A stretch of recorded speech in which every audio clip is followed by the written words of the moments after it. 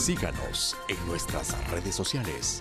En Twitter, @telediario-s. En Facebook, Telediario S. Y en la señal internacional de Ecuador TV para Estados Unidos, a través del paquete latino de DirecTV en el canal 457. Y también vía streaming para el mundo por www.ecuadortv.es. Amigos, amigas, muy buenos días. Iniciamos una nueva semana en Telediario, listos para informarles con los hechos más destacados a nivel nacional e internacional. Estos son nuestros titulares en este lunes, 7 de enero de 2019. El Consejo de Participación Ciudadana Transitorio prevé designar en marzo a la nueva autoridad de la Fiscalía General del Estado.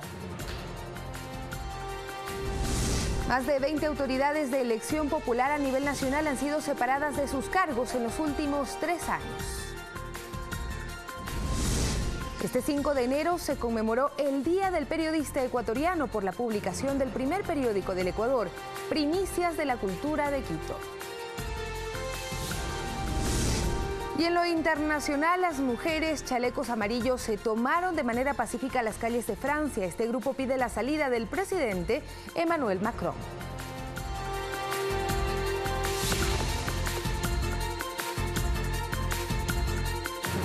Iniciamos con la información. El gobierno ratificó que el precio del diésel para cualquier tipo de transporte de pasajeros, carga y escolar se mantendrá. Este lunes se prevé una nueva reunión del sector con el gobierno nacional.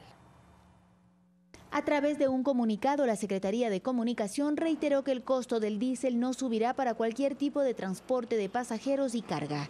Para ello, en los próximos días se emitirá una aclaratoria al Decreto Ejecutivo 619, que trata sobre la reducción y eliminación de subsidios a los combustibles. No hay motivos para subir las tarifas porque el diésel se mantiene en 1.037.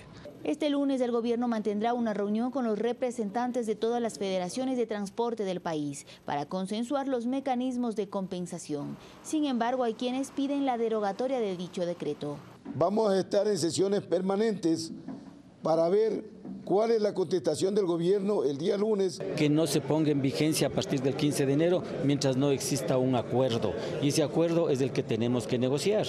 Insisten en que sí existiría un proceso inflacionario. El tema de subir los combustibles también encarece todo, no solo la canasta básica, sino la canasta automotriz, diésel, llantas, todo sube. Por otro lado, Carlos Brunis, representante del taxismo, expresó su preocupación en las consecuencias del alza del combustible. Dice que los argumentos de la compensación no están claros.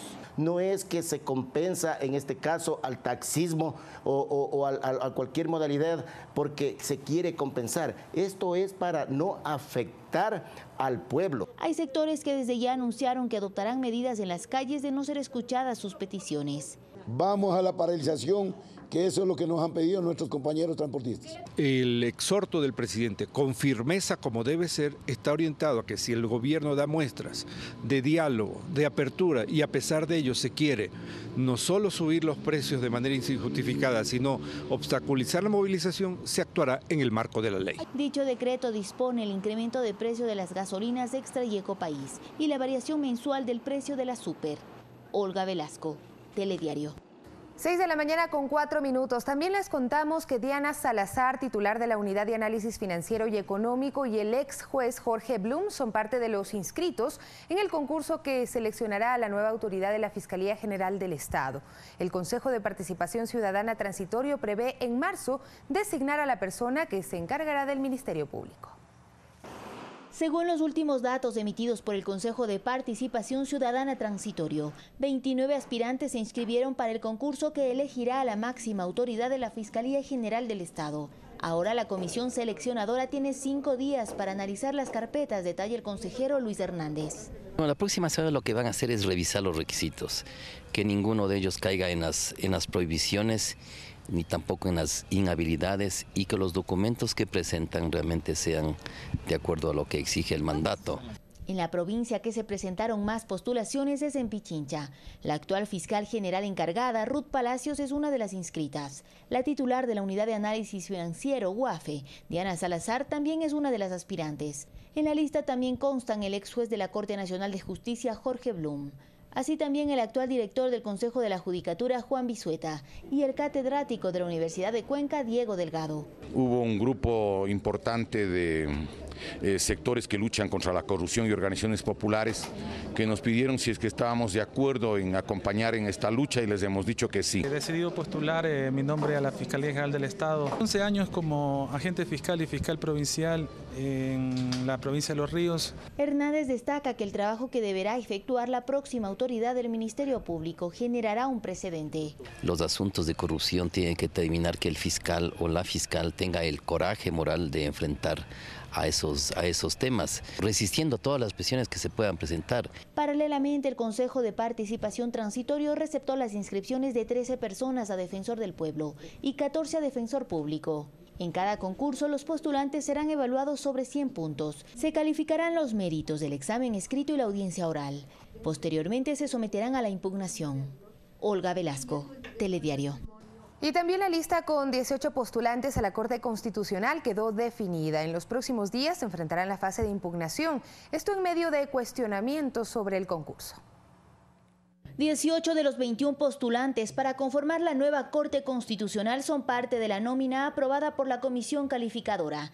Una vez que la misma se publique en un diario de mayor circulación a nivel nacional, se abrirán los 5 días para la etapa final, la de impugnación. Los impugnantes sustentarán la impugnación, el candidato se defenderá y habrá la posibilidad de la réplica y la dúplica correspondiente. Esto a días de la renuncia presentada por una de las integrantes de la Comisión Calificadora, Amanda Páez, quien señaló que no se responsabilizará por los resultados de este proceso, que según su criterio se tomaron fuera de las reuniones formales. Pero sí ha estado presente en todas las sesiones de la comisión. Me causa extrañeza lo que está diciendo. Nada de eso ha ocurrido. Lo que sí debo decirle es que ella desde la primera sesión se negó a calificar a un candidato indicando que constaba en el informe de la Comisión de la Verdad. Según el mandato, la fase de impugnaciones recién comenzará ahora. Justamente para esclarecer este tipo de cuestionamientos, Ángel Saavedra, director ejecutivo de INRED, solicitó al Consejo de Participación Ciudadana Transitorio las actas de los debates de la Comisión Calificadora. Queremos saber cuál es la participación de los demás comisionados y cómo reaccionaron a esta denuncia de falta de probidad del doctor Herrería. A ello se añade la renuncia de Stalin Raza, uno de los postulantes calificados, quien considera que los procedimientos no se dieron de la manera adecuada. La comparecencia oral lamentablemente se volvió a utilizar discrecionalmente para perjudicar o para beneficiar a determinados candidatos. Los 9 mejores puntuados que superen las impugnaciones conformarán la Corte Constitucional. Se prevé que la designación se termine en este mes, pues en el organismo reposan 13.000 causas pendientes. Olga Velasco, Telediario. Cambiamos de tema, pues la legisladora de Creo, Ana Galarza, enfrenta denuncias de parte de un ex colaborador por supuestos cobros indebidos. La asambleísta acudió a la Fiscalía a pedir que se dé inicio a una investigación sobre este caso. Lenin Rodríguez, comunicador y quien fuera asistente de Galarza por un año, insiste en las denuncias en contra de la legisladora de Creo de que habría solicitado el aporte para una publicación de fotografías suyas en una revista. Él dice tener pruebas de las transferencias. Son total 3 transferencias de $60, 2 días en efectivo. Pero Galarza asegura que eso es mentira y por tal motivo fue ella quien acudió hasta la Fiscalía. Por eso es que nosotros ayer pedimos a la Fiscalía que se investigue. No fue la Fiscalía la que actuó de oficio, fui yo la que quise que se investigue porque estoy cansada. Rodríguez ratifica que nunca conoció a quien era la asesora 2 del despacho, quien a decir de Galarza cumplía las tareas en territorio, pero también el exfuncionario denunció que el sueldo del asesor 1 se lo dividía con un familiar de la legisladora. Que el sueldo del asesor 1 se dividía entre dos, entre el asesor y el esposo. No teníamos asesora 2. Esto fue desestimado por Galarza. Eso él tendría que demostrar ante la justicia. Yo pedí a la justicia que se investigue porque eso no es cierto. Pero la denuncia va más allá. Según Rodríguez, se le ordenaba cumplir con las tareas académicas del asambleísta para obtener su maestría. Pide a sus subordinados que le den haciendo deberes para su maestría y esto también lo puedo demostrar. Lenin Rodríguez fue quien entregó la información que Norma Vallejo exhibió en el Pleno el día de su destitución como legislador en el mes de noviembre. Juega con Dios y con el diablo. Por lo que Rodríguez fue separado del cargo que ocupaba en el despacho de Yanine Cruz, compañera de bancada de Galarza, desde este jueves 3 de enero. Alexis Moncayo, Telediario.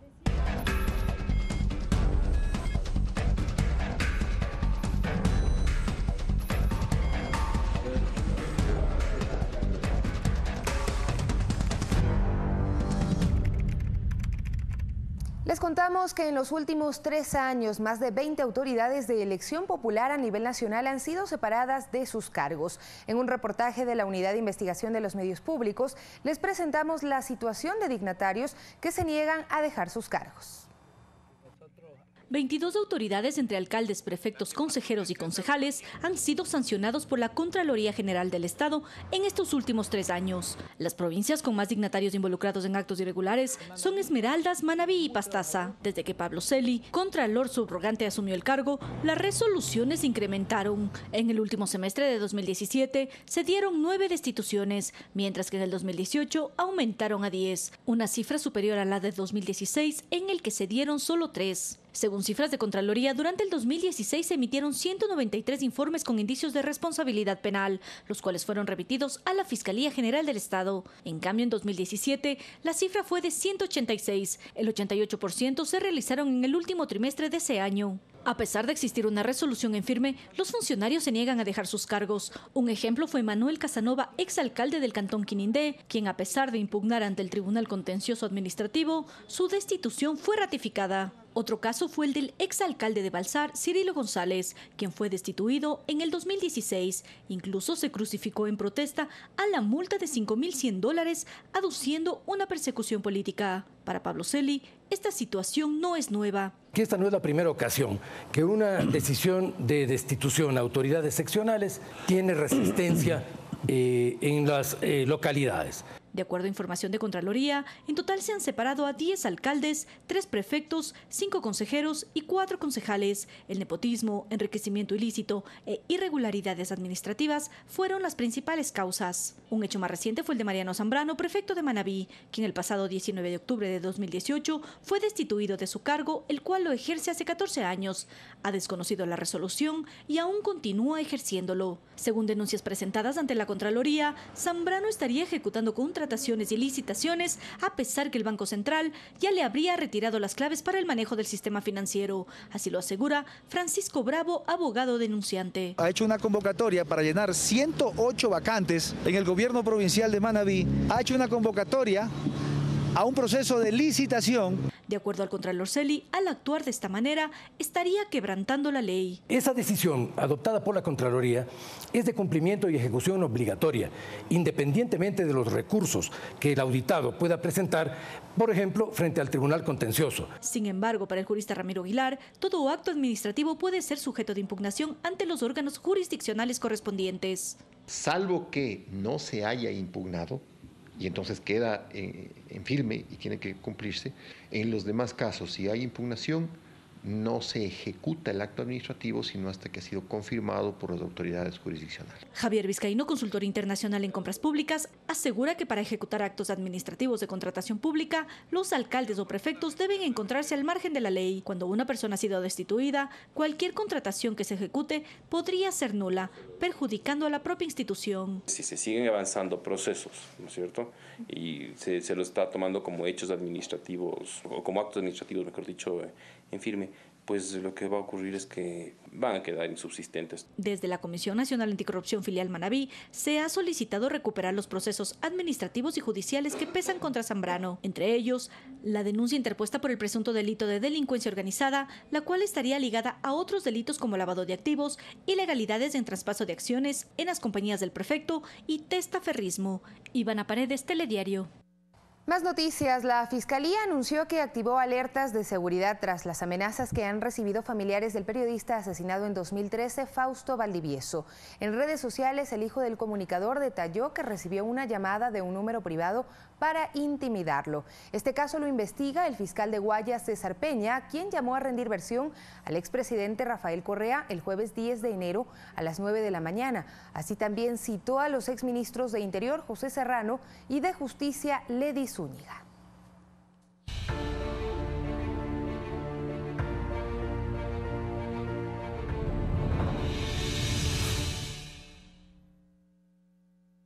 Y les contamos también que este 5 de enero se conmemoró el Día del Periodista Ecuatoriano. ¿Sabe por qué se fijó esta fecha y en honor a quién? Pues se lo contamos de inmediato.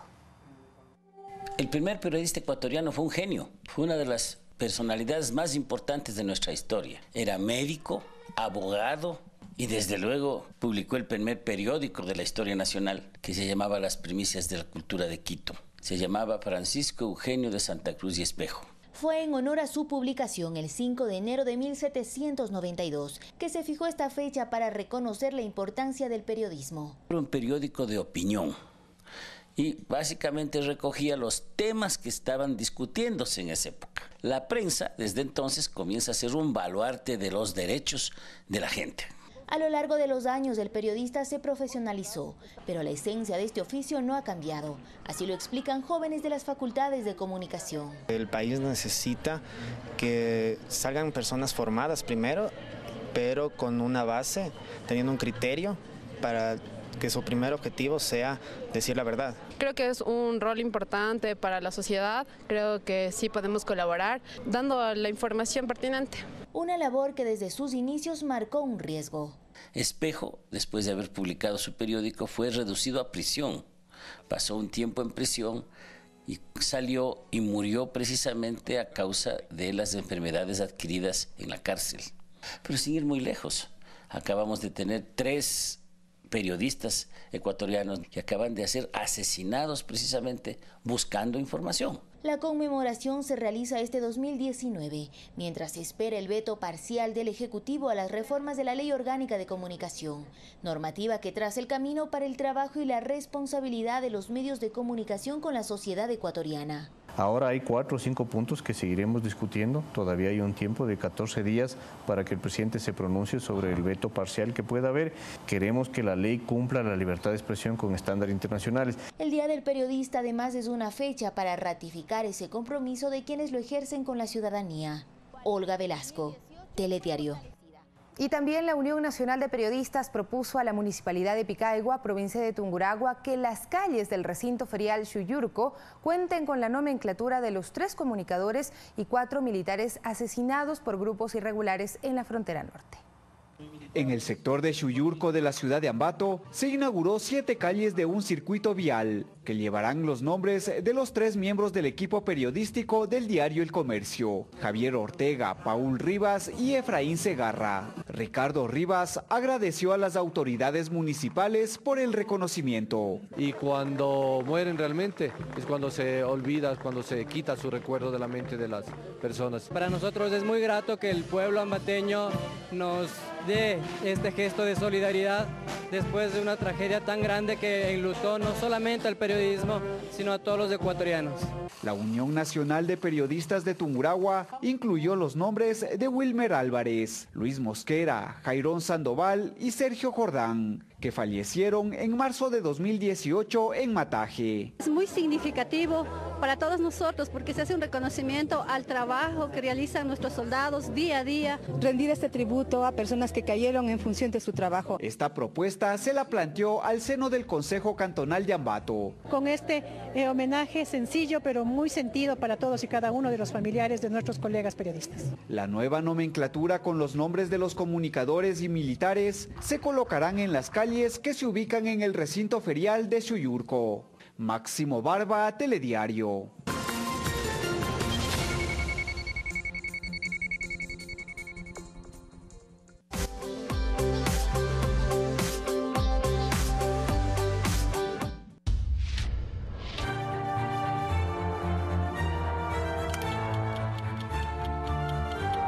Ideas diversas. Posiciones contrapuestas. Perspectivas diferentes. Nosotros nos enfocamos en los argumentos. Ustedes sacan las conclusiones. Blanco y negro. Todos los lunes a las 23 horas. Por Ecuador TV. Comparte la emoción. Tomamos decisiones que no afectan tu bolsillo. Como Humandi, que seguirá pagando el mismo pasaje de bus. Cristina, que su tarifa de taxi no subirá. O Pancho, que su carrera quedará igual que siempre. Y Mayra, que pagará lo mismo al comprar sus alimentos. Reducimos los subsidios a los combustibles y el gasto público. Con decisiones responsables, garantizamos tu futuro. El gobierno de todos. Hoy. Vos sos el novio, ¿no? No, ojalá. Mira, un clavo saca otro clavo. Me llamo Donna y estoy averiguando para empezar en el colegio. ¿Qué te animarías a hacer por amor? ¿Vos querés saber de verdad qué es lo que pasa? Heidi, de lunes a viernes a las 17 horas. Por Ecuador TV. Comparte la emoción.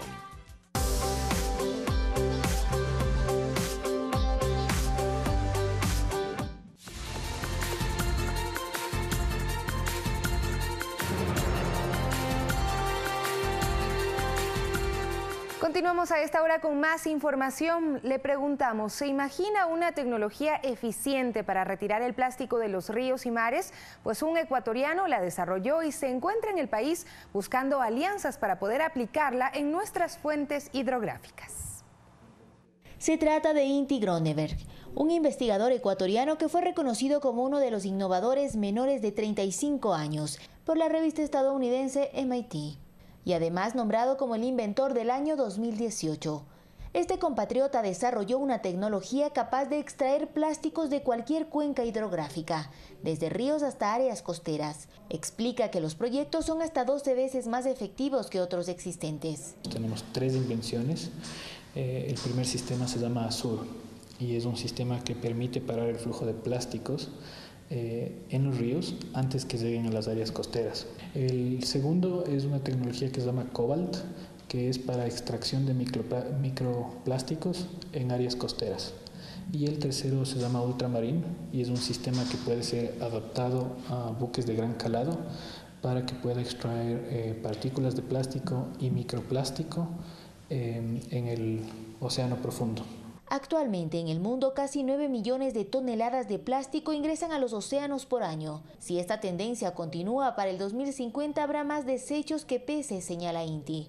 Y Sudamérica no está aislado, pues es el tercer contribuyente de polución plástica, luego de Asia y África.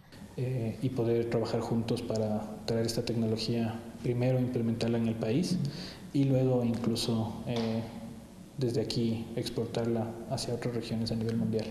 Por ello aspira a implementar la siguiente fase de su proyecto en Ecuador. En esta segunda visita que efectúa al país se reunirá con autoridades gubernamentales para ver dicha viabilidad. Inti nació en Ibarra y se graduó en la Escuela Politécnica del Ejército. Actualmente reside en Londres, donde efectúa su doctorado y creó su empresa llamada Iction. Olga Velasco, Telediario. 6:23. Más noticias medioambientales. La lucha por evitar la contaminación en el estero salado de Guayaquil continúa. En el sur de la ciudad hay sectores que se utilizan como botaderos de basura, lo que provoca daños al ecosistema. Hasta esta vertiente en el sur de Guayaquil desembocan toda clase de desechos arrastrados por la corriente. Según moradores de la 19 y el Oro, la basura llega de otro lado y se queda estancada en las riberas. Y a medida que va bajando el agua, entonces la funda, los desperdicios se va quedando enredado ahí en los palos. Ya les digo, la basura viene, en la misma agua viene. Así como viene, se va, pero se va quedando estancada. Vemos una agua totalmente negra, que es una agua orgánica. Hay mucho material en descomposición, hay animales muertos, hay también lo que es basura de casas, hay una falta no hay red de alcantarillado. Los malos olores y la contaminación ambiental se agrava cuando demora la recolección y peor aún cuando solo se llevan una parte de la basura. Ellos, por ejemplo, ayer nomás vino la canoa, dejaron limpio, pero ya ahorita mismo que yo ando en cocina, ando mirando, entonces veo que se ha quedado bastante cantidad de basura por el lado de atrás. Los carros vienen 3 veces a la semana aquí a dejar a coger la basura. Marisol Vera vive a orillas de este brazo de mar. Su situación empeora en época de invierno, cuando las lluvias provocan la creciente del río. Come el salado cuando ya está demasiado lleno, apesta demasiado, y a lo menos cuando ahorita que hay aguaje o va a haber aguaje, a mí se me sube el agua hasta acá adentro con basura y todo. Ayudar a las familias que están en estos sectores, que aún viven en asentamientos, poderlas ayudar, porque hay casas que también se pueden caer, hay casas que tienen sus bases de palos y ya están podridos. Pero más allá de exigir a las autoridades competentes realicen la limpieza con más frecuencia, el llamado es a la ciudadanía y a los propietarios de las industrias. Yo considero que hay un 80% de material orgánico y hay un 20% de material tóxico, que pueden ser aluminio, cobre, focos, pilas, entre otros, que Este estero está totalmente contaminado, por eso el color del estero que está aquí es color negro. La remediación del estero salado se viene realizando desde hace varios años. Sin embargo, la falta de atención a los sectores más vulnerables representan un peligro para la flora y fauna que habitan en la zona. Olga Velasco, Telediario. 6 de la mañana con 25 minutos y para evitar daños en el ecosistema, el Ministerio del Ambiente y el municipio de Guayaquil iniciaron los primeros estudios para analizar el impacto ambiental del dragado del canal de acceso a los puertos de la ciudad. La actividad camaronera sería una de las más expuestas al impacto ambiental durante la profundización del canal marítimo.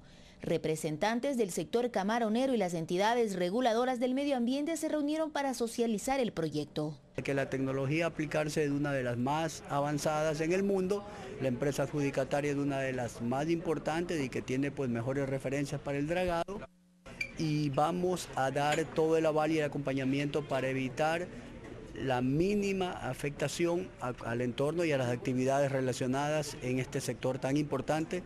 Con este estudio borrador se espera mitigar el daño al ecosistema y las posibles afectaciones a las fincas camaroneras ubicadas a lo largo del Golfo de Guayaquil.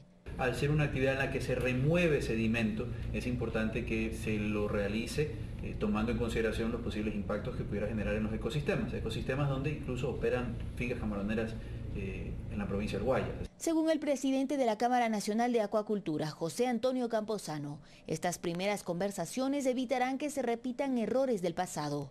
En ocasiones anteriores este tipo de trabajos de socialización no se realizaron de forma adecuada. En ese momento el Ministerio del Ambiente no funcionó con ejecutividad para considerar los puntos de vista de varios actores incluidos del sector camaronero. Me refiero a la provincia del Oro, donde un mal proceso de socialización derivó en una serie de correcciones al mismo estudio de impacto ambiental en la operación que la empresa Gilport estaba en ese momento llevando a cabo. El dragado de los canales de acceso a los puertos de Guayaquil está a cargo de la empresa belga Jan de Nul y permitirá el ingreso de buques de mayor calado, mejorando la competitividad en las actividades de exportación. Olga Velasco, Telediario. Y en otra información, al menos 150 hectáreas de pajonales se consumieron en el incendio registrado en el sector de Loreto del Pedregal, en el cantón Mejía. 20 miembros del cuerpo de bomberos atendieron el incidente y tras 9 horas de continuo trabajo lograron mitigar el fuego que dejó daños visibles en la fauna y flora de este sector.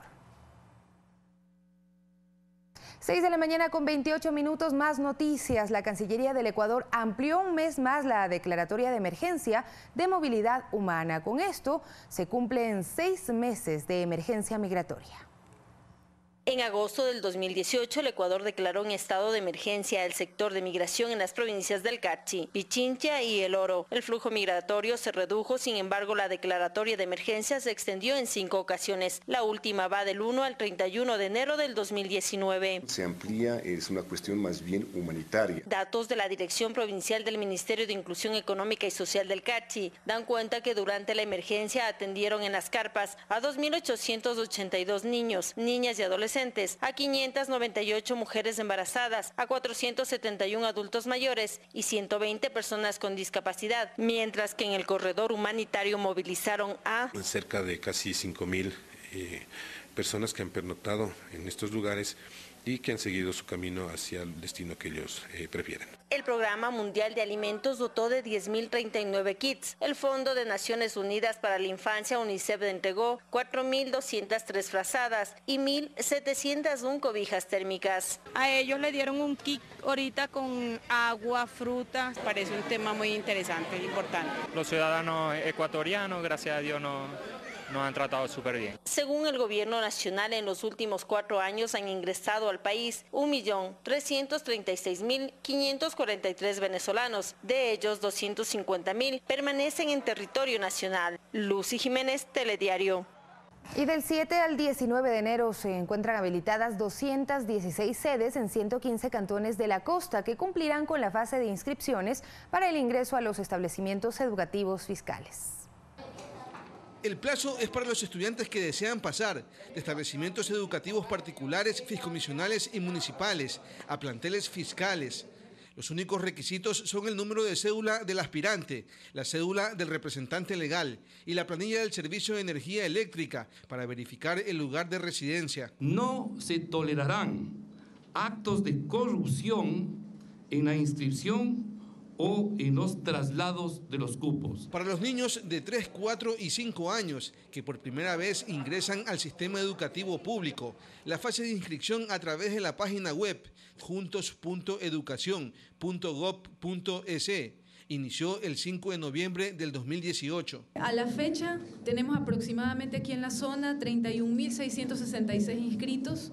Desde noviembre que empezamos con esta fase de autoservicio. 16.000 aspirantes son extranjeros, que representa casi el 50% de los inscritos hasta el momento, y de ellos 12.000 son de nacionalidad venezolana. El horario de atención para la inscripción es de lunes a viernes, desde las 8 de la mañana hasta las 6 de la tarde, y los días sábados de las 8 de la mañana a las 4 de la tarde. La fase inscribe en las 216 sedes asignadas dentro de 115 cantones de la región costa. Se extenderá hasta el 19 de enero, mientras que el inicio de clases está previsto para el 22 de abril. Alfonso Reyes Cruzati, Telediario. Y colectivos de ciclistas participaron de un recorrido en apoyo a Felipe Endara, quien sufrió un accidente de tránsito cuando conducía su bicicleta en julio de 2018 en la vía interoceánica que conecta Quito con el valle de Cumbayá. Actualmente, su estado de salud es crítico. Quienes participaron de este acto piden se avancen las investigaciones, puesto que habrían elementos que aportarían a esclarecer quién fue el responsable de su accidente. Además, exhortan a la ciudadanía y conductores a respetar los espacios destinados a los ciclistas. Llevamos 6 meses en investigación previa. Hay un video que aclara exactamente lo que pasó y cómo este señor invade vía, este profesor de la Politécnica, y cómo Felipe bajaba directamente por su carril. Yo creo que los ciclistas de élites, como mi hermano, campeón nacional, siempre sabe que tiene que andar con casco, siempre sabe que tiene que andar con cuidado, siempre respetar velocidad, siempre respetar las leyes de tránsito.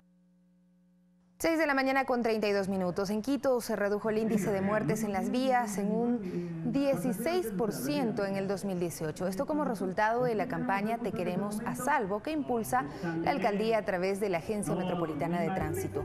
Los datos se dieron a conocer este fin de semana en una feria que se efectuó en el Parque La Carolina al norte de Quito con el fin de concienciar a la ciudadanía de su conducta en las carreteras, impulsando una cultura de prevención. Podemos informar que se ha reducido siniestros de un menos 20%. Esto es un número, quiere decir que de 8.440 siniestros que se registraron en el 2017, registramos 6.771 siniestros en el 2018. Y consecuentemente con esto también se reduce la cantidad de personas heridas, se ha reducido en un 13% y los fallecidos en un menos 16%. Es decir, mientras más seguridad vial tenemos, menos heridos y menos fallecidos vamos a tener que lamentar en este nuevo año 2019 que estamos comenzando. Y preste atención, pues el Hospital de Niños León Becerra de Guayaquil realiza la preselección de los pacientes que recibirán sus primeras cirugías gratuitas de ortopedia pediátrica. También las personas menores de 18 años con pies deformes, dislocación de cadera, fracturas, osteotomías y otras patologías en ortopedia pueden inscribirse en las instalaciones de la Casa de Salud ubicada en las calles Eloy Alfaro y Bolivia. Aquí estamos viendo varios tipos de patologías, como son deformidades, parálisis cerebral, donde vamos a tener que realizar tenotomías, alargamientos, correcciones quirúrgicas. Viene una misión de la fundación de una misión de médicos que son americanos, los cuales vienen varias veces al año. Sí. Y nosotros estamos muy felices de que podemos asistir también junto con ellos y por supuesto aprender y dar el servicio para estos niños que son de escasos recursos y poderles dar un tratamiento como que estuvieran en cualquier otro lado del mundo con tecnología de punta.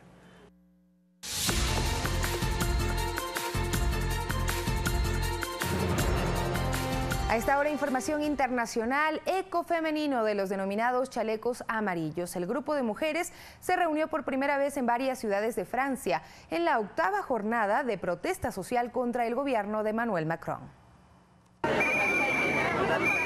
Con globos y pancartas, cientos de mujeres recorrieron pacíficamente las calles de París para unirse a las protestas realizadas en las últimas 8 semanas por el llamado movimiento de los chalecos amarillos. La inestabilidad salarial y la incertidumbre ante el futuro pensional y estudiantil fueron algunas de las inquietudes expuestas por las manifestantes que corearon vivas en favor de mejores condiciones de vida.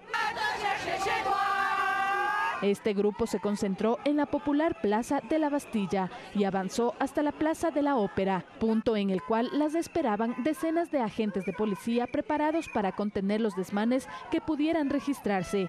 Pero la jornada transcurrió en calma. Mientras que vandalismo y violencia se vivió en la jornada del sábado en París.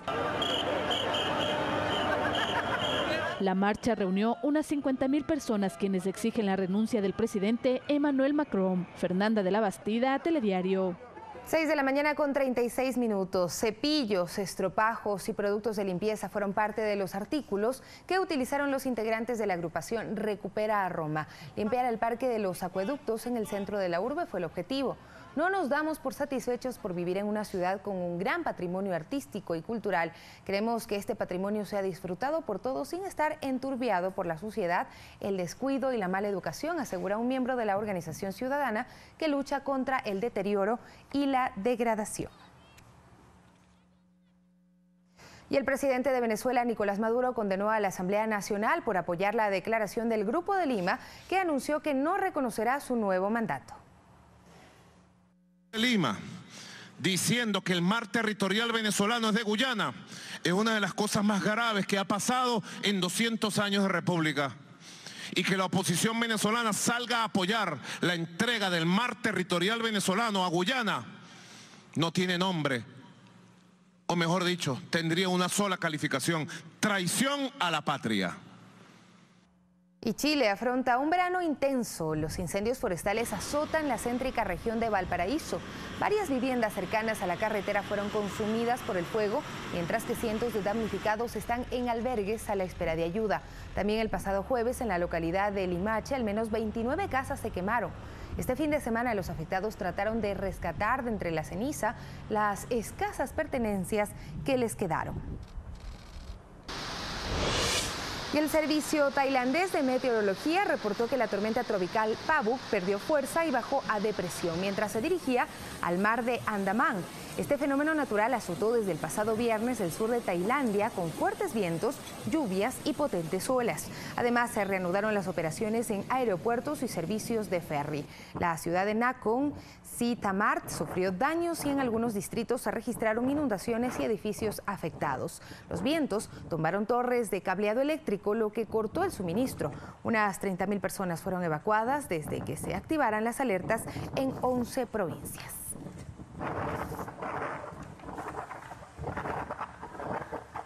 6 de la mañana con 38 minutos, ya es momento de los deportes y saludamos para eso con Chobo Álvarez. Muy buenos días, buena semana que se viene en los deportes para esta segunda semana del 2019.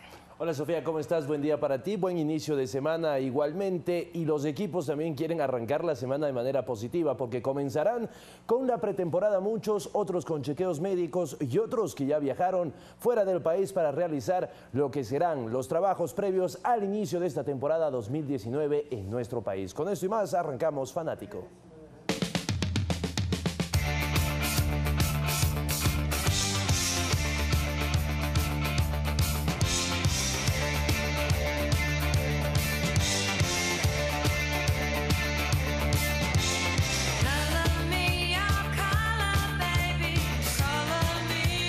Así es, tiempo de deportes, aquí en la pantalla de Ecuador TV y Gama Visión, y lo hacemos comenzando con la actualidad de los clubes ecuatorianos. Justamente el caso de Barcelona Sporting Club, que ya viajó a Uruguay, donde realizará su pretemporada. Lo hizo con 2 grupos de jugadores, unos viajaron el 5, otros el 6, 36 en total. Estarán en el país charrúa para realizar los trabajos precompetitivos antes del inicio de este curso. ¿Quiénes se quedaron en Ecuador? Pues bueno, Jofre Guerrón y Jonathan Betancourt, que se habla podrían ser cedidos en las próximas horas para esta temporada, no continuar en el cuadro torero, al igual que Michael Arroyo, recordemos, por el caso de dopaje, ahora solo tendrá que cumplir 6 meses de suspensión. Quien sí viajó fue Byron Castillo, jugador de quien se habla supuestamente habría realizado una adulteración en su identidad. Bueno, está en Uruguay con Barcelona, realizado la pretemporada. Los 2 refuerzos de extranjeros del cuadro torero, caso de Robert Herrera y caso de Sebastián Pérez, se unirán a los trabajos del cuadro torero allá en Uruguay, y después el 25 regresarán al país para el 26 medirse a Alianza Lima en lo que será la noche amarilla. A continuación, la palabra de Marcos Caicedo y de uno de los grandes referentes que tiene Barcelona, su portero y capitán Máximo Banguera. Bien. Gracias a Dios por esta nueva temporada, esta nueva oportunidad. Tenemos campeonato, muchos campeonatos donde tenemos que prepararnos bien para lo que se viene y tratar de despuntarnos, lograr el objetivo que queremos, quedar campeón y tratar de hacer las cosas bien. Y a corregir muchas cosas a lo mejor que no se pudieron lograr en la temporada pasada, ¿no? Sí, claro, sí, hay que corregir muchas cosas, muchos errores que cometimos el año pasado, que no se puede cometer este año, y tratar de enfocarnos en lo que queremos, que es lograr el objetivo. Uruguay, un nuevo destino para una pretemporada de Barcelona. Sí, hemos estado ahí, se hace buenas pretemporadas, eso es lo fundamental, tratar de hacer una buena pretemporada para tener la base para el año y tratar de llegar con una buena base acá, ¿no? Yo creo que esperemos que las cosas se den este año, desearle lo mejor a cada uno de los compañeros que se suman, ¿no? Y a los que continúan aquí con el equipo. Bueno, esperemos que las cosas se den, ¿no? Se den, poderle regalar una alegría a esa hinchada. Yo creo que la hinchada se lo merece este año. Bueno, yo sé que se va a lograr el objetivo, ¿no? Algunos frentes, Copa Ecuador, Liga Ecuatoriana y Copa Libertadores Máximo. Sí, yo creo que ahora pensando 100% en lo que es esta pretemporada, yo creo que esta es la base del deportista. Bueno, es la parte más dura, más fuerte para un deportista, pero yo creo que ayuda muchísimo para poder afrontar todos los torneos que se presenten, ¿no? Otro de los equipos que tuvo actividad y trabajo este fin de semana fue Sociedad Deportiva Aucas, que arrancó con los chequeos médicos de toda su plantilla el día viernes. Lo hizo con los jugadores nacionales y con los refuerzos nacionales, caso de Ángel Gracia, Ronald de Jesús, entre otros, porque hay que recordar, Aucas se reforzó a lo grande en este mercado de fichajes. El día sábado fue el turno de los refuerzos foráneos, Juan Manuel Tevez, Pablo Burcio, Maxi Barreiro. El día de hoy comienzan con los trabajos de la pretemporada, todavía sin el nuevo director técnico Eduardo Favaro, que arribará al país justamente en el mediodía de hoy lunes. Y así Aucas ya se va preparando para lo que será la nueva temporada, donde tendrá que afrontar 2 torneos, Liga Pro y la Copa Ecuador, porque hay que recordar, no logró la clasificación a la Copa Sudamericana. En ese repechaje nacional se quedó con el último cupo Mushuk Runa. De esta manera, Aucas ya piensa en lo que será esta temporada 2019. Volver al fútbol ecuatoriano para mí es un placer, es un fútbol que conozco, siempre lo sigo de donde me toca estar. Vengo de Colombia, de estar 4 o 5 meses en el Atlético de Huila, y bueno, Aucas puso los ojos en mí y tratar de hacer lo mejor posible para este año, ¿no? Y hoy regreso a mi segunda casa, como digo siempre, con muchas expectativas, a un equipo que es el ídolo del pueblo, un equipo que viene creciendo rápidamente nuevamente. Así que a disfrutar, están armando un equipo competitivo, que es lo importante, y eso te demuestra que van a hacer las cosas bien. Ser goleador, seguir haciendo goles en este país, me gusta este país, me siento muy cómodo y ese es mi primer objetivo, ¿no?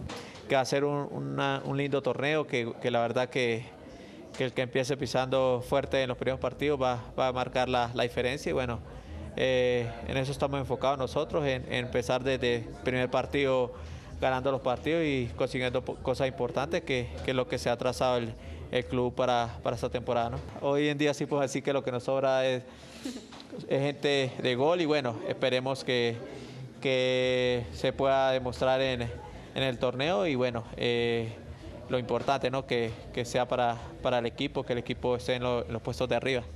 Tratar de hacer de vuelta las cosas bien y bueno, sumarle al club lo máximo de mí y bueno, y tratar de cumplir los objetivos que es lo que pretendemos cada uno de nosotros y bueno, ojalá que podamos hacer una buena pretemporada y bueno, después ya queda pronto para empezar el torneo, ¿no? Creo que es el equipo que ha contratado más y bueno, y mejor, ¿no? Más y mejor porque yo de los jugadores que sigo y lo que he visto, la verdad que hay grandes jugadores con mucha trayectoria, creo que es un plantel con nombre, que eso que la verdad que es muy bueno.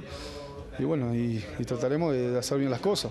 Digo, a veces tampoco los nombres te ganan un campeonato, eso tenés que ir a jugarlo. Yo fui a Delfín y la verdad que es una realidad, no conocía a nadie y bueno, y por suerte hicimos una gran etapa y casi ganamos el campeonato, pero bueno, creo que con los jugadores que hay se puede soñar con cosas importantes. Hay jugadores muy interesantes, muy buenos, después bueno, están nosotros, un cuerpo técnico que todos esos nombres se complementen y funcionen como equipo más que nada. El torneo ecuatoriano la verdad que tiene un nivel muy lindo, muy alto y jugadores muy interesantes, así que esperemos que este 2019 sea uno de los mejores torneos para este país. Estamos a disposición de él, sabemos que trabaja muy bien, sabemos que vino también con todas las ganas, así que bueno, tenemos que juntarnos todos y tirar para el mismo lado.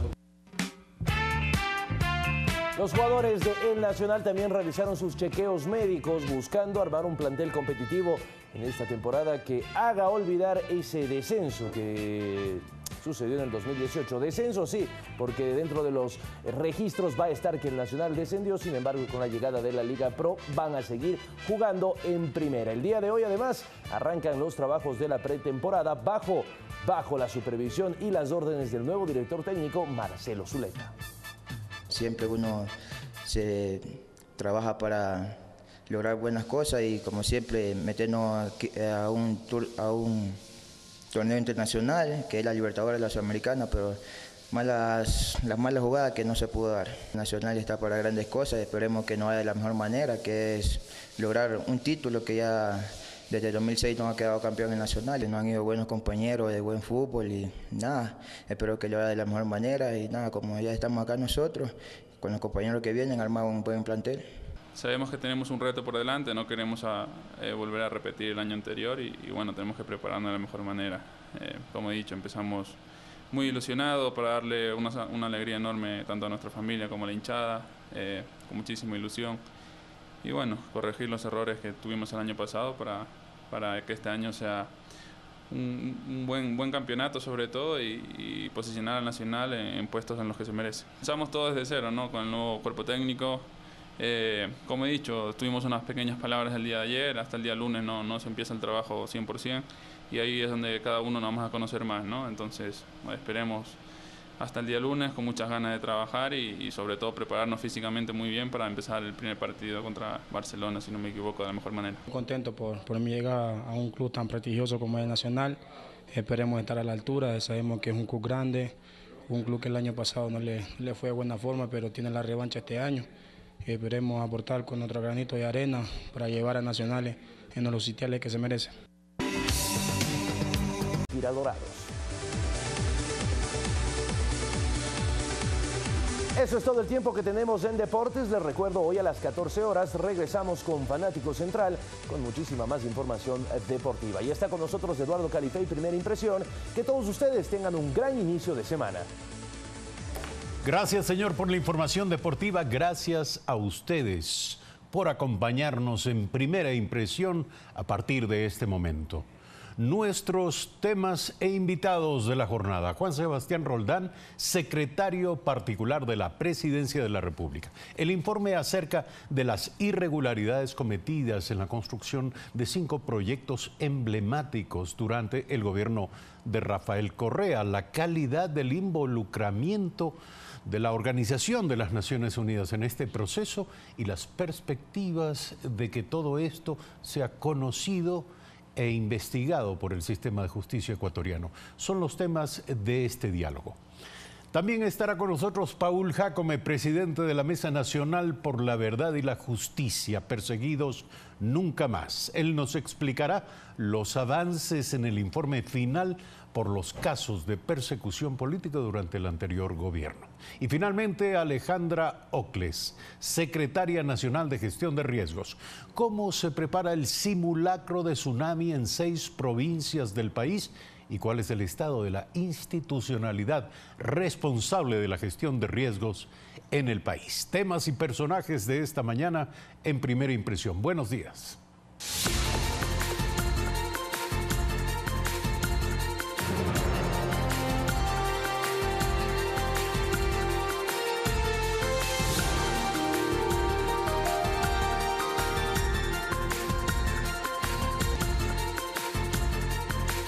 Seis de la mañana, 59 minutos. Como siempre, a esta hora recomendamos a ustedes la lectura de Diario El Telégrafo.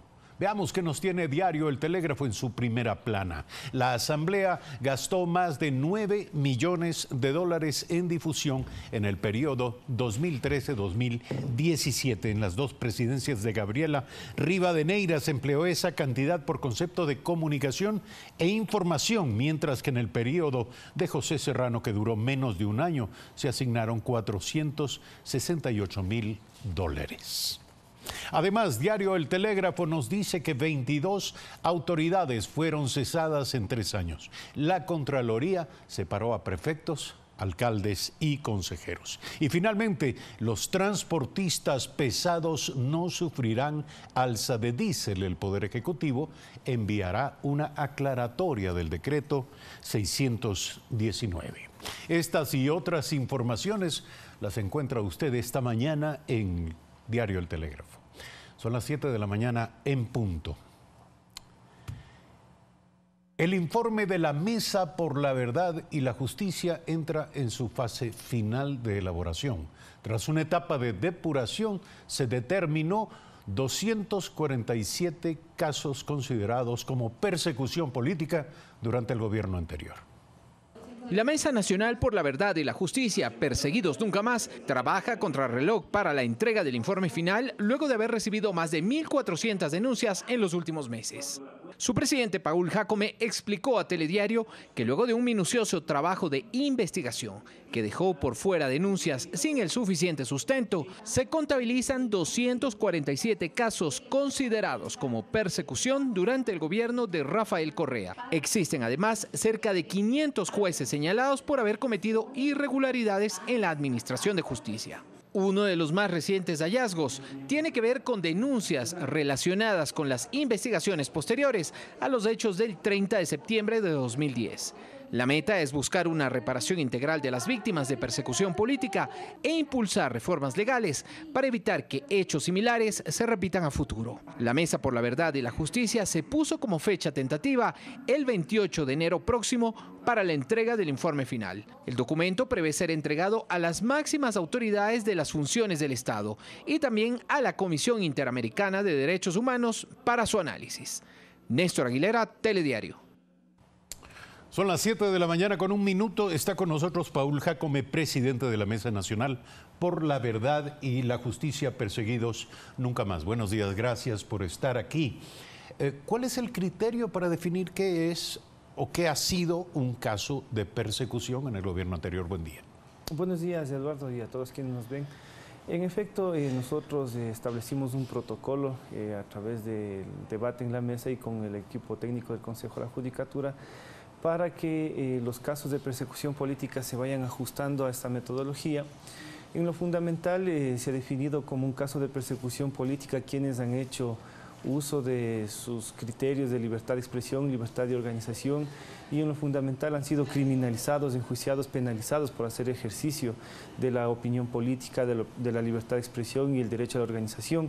Esto encontramos fundamentalmente en casos como, por ejemplo, de defensa de los derechos humanos, de defensa de los derechos de la naturaleza. Y en lo fundamental es cuando la justicia ha venido actuando en función de criminalizar a todos ellos. y utilizar todo el aparataje propagandístico para asesinar la imagen pública de aquellos dirigentes u organizaciones sociales para que puedan ellos tener una legitimidad en torno a la opinión pública para irlos procesando penalmente y en otros casos encarcelarlos. Permítame ir aclarando esto. 1.300, 1.430, poco más, de casos fueron recibidos de denuncias. Así es. Y quedaron, una vez se hizo esta depuración en aplicación de los criterios que usted señala, calificaron 247 peticiones. ¿Por qué se desechó el resto? A ver, una buena parte no están desechadas.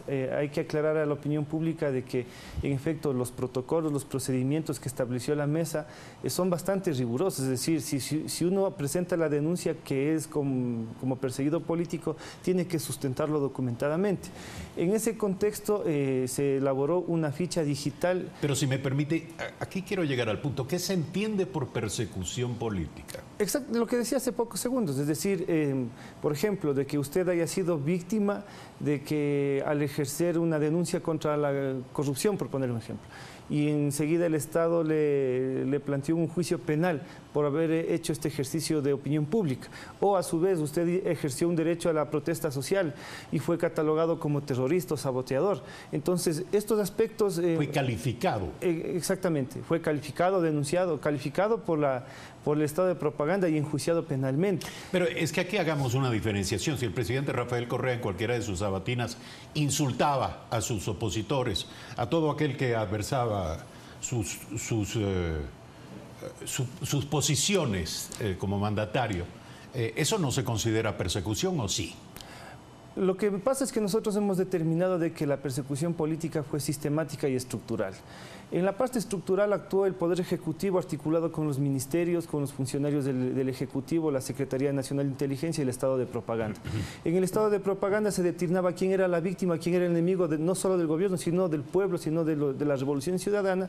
Inmediatamente la justicia ecuatoriana actuaba en base a esa disposición que se dictaba en el Estado de Propaganda, sean estos enlaces sabatinos, cadenas nacionales o la prensa. Entonces para calificar persecución tiene que haber actuado debe haber injerencia de la justicia. Exactamente. En atención a este pedido implícito. Exactamente. Debe haber injerencia del poder político del Estado y la justicia actuar de acuerdo a lo que el poder establecía. Entonces, por eso nosotros determinamos de que en este lapso de denuncias debía haber la documentación respectiva del caso. Entonces, muchos, por la rigurosidad del ingreso de esta documentación, no alcanzaron a ingresar toda su documentación, quedaron rezagados y otros definitivamente no se ajustaban a estos criterios. Es por eso que quedaron 247 casos para el estudio y el análisis de la Mesa Nacional. Ahora, ¿qué deriva de todo esto? Más allá de la reivindicación de la posición de los denunciantes, y me refiero a que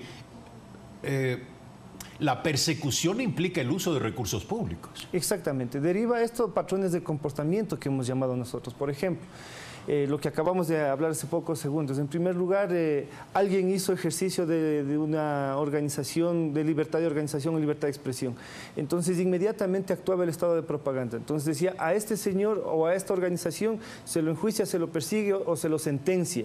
O si es que era declarado inocente, ¿por qué le declararon inocente? Justicia actúe. Entonces, actuaba el Poder Ejecutivo, sus ministros, los mandos intermedios y todo el aparataje político. Y a eso también se sumaba la actuación de la SENAIN. ¿Pero hay documentación sobre eso? Claro, hay documentación sobre esa situación, por eso es que nosotros nos atrevemos a plantear esta circunstancia.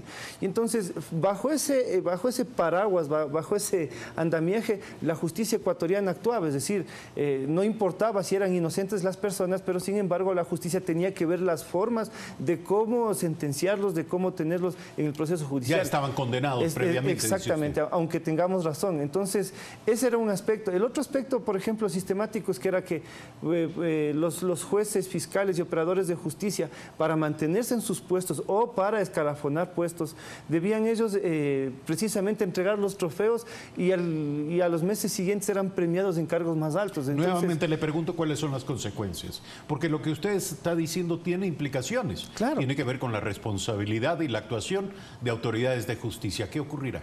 Es decir, ¿hasta dónde llegará el informe? Nosotros hemos determinado que alrededor de 500 estos jueces, fiscales y conjueces han tenido una actuación, digamos, poco transparente en lo que tiene que ver en estos casos específicos que han llegado a nuestra investigación, y en ese sentido hemos pedido que el Consejo de la Judicatura inicie con la Subdirección Nacional de Transparencia, de Control Disciplinario, puedan iniciar los procesos de investigación a todos estos operadores de justicia. Incluso hemos ayudado para que se inicie con los miembros de la Corte Nacional de Justicia, porque hay cerca de 14 jueces que están involucrados y que son parte de la Corte Nacional de Justicia. Y entonces nosotros hacemos nuevamente un exhorto al Consejo Nacional de la Judicatura, porque esto ya lo presentamos el 18 de diciembre, ya vamos cerca de un mes y no tenemos respuesta sobre la iniciación de estos procesos disciplinarios, que es en el sitio natural en el Consejo de la Judicatura. Pero ¿no debe de alguna manera también recibir notificación de todo ello la Corte Nacional de Justicia? Por supuesto, por eso es que nosotros hemos planteado que ¿por sea intermedio del Consejo de la Judicatura o de manera directa? Que es el Consejo Nacional de la Judicatura es el órgano natural en donde se inician las investigaciones sobre las actuaciones dudosas que se puedan establecer sobre jueces, fiscales o conjueces. Entonces, por eso es que nosotros hemos acudido a la misma institución para que sea ellos quienes organicen el proceso investigativo y desde ahí puedan también tener los jueces, fiscales y conjueces que han sido señalados en el trabajo de investigación de la mesa, tengan su propio derecho a la defensa. Concluyo, ¿alguno de los resultados de la investigación irá a parar a la Fiscalía? Bueno, los resultados de las investigaciones van a ser entregados en todas las instituciones del Estado. Presidencia de la República, Consejo de Participación Ciudadana, Asamblea Nacional Legislativa. Documentadamente, porque vamos a imprimir un informe final. Es decir, esto no va a quedar solamente en una denuncia pública, sino que nosotros vamos a asumir la responsabilidad de que en un informe impreso por escrito sean entregadas a las instituciones, y una de ellas la Fiscalía General del Estado, la misma Corte Nacional de Justicia, para que se abra un debate de cómo la justicia procedió en los 10 años anteriores y cómo ya no debe proceder. Es decir, nosotros lo que queremos es garantizar que no exista una repetición en torno cuando uno ejerza la libertad de expresión o libertad de organización, sea criminalizado, catalogado de saboteador o terrorista. Hay que decir que entonces se pondrá a la cola de los centenares de procesos que esperan investigación en la Fiscalía. Bueno, nosotros, más allá de eso, planteamos hacer un debate público en el país, porque en el informe usted va a encontrar, y el pueblo ecuatoriano va a encontrar todos los patrones de comportamiento del sistema judicial ecuatoriano. Entonces, nosotros también planteamos llevar esta discusión a la Corte Interamericana de Derechos Humanos, también en estas jornadas de audiencias temáticas que suele realizar, para nosotros también exponer ahí cómo es que se actuó durante los 10 años anteriores en lo que tiene que ver a persecución política. Gracias, Paul Jácome, por estar aquí, presidente de la Mesa Nacional por la Verdad y la Justicia, Perseguidos Nunca Más. 7 de la mañana, 10 minutos, brevísimo corte, regresamos.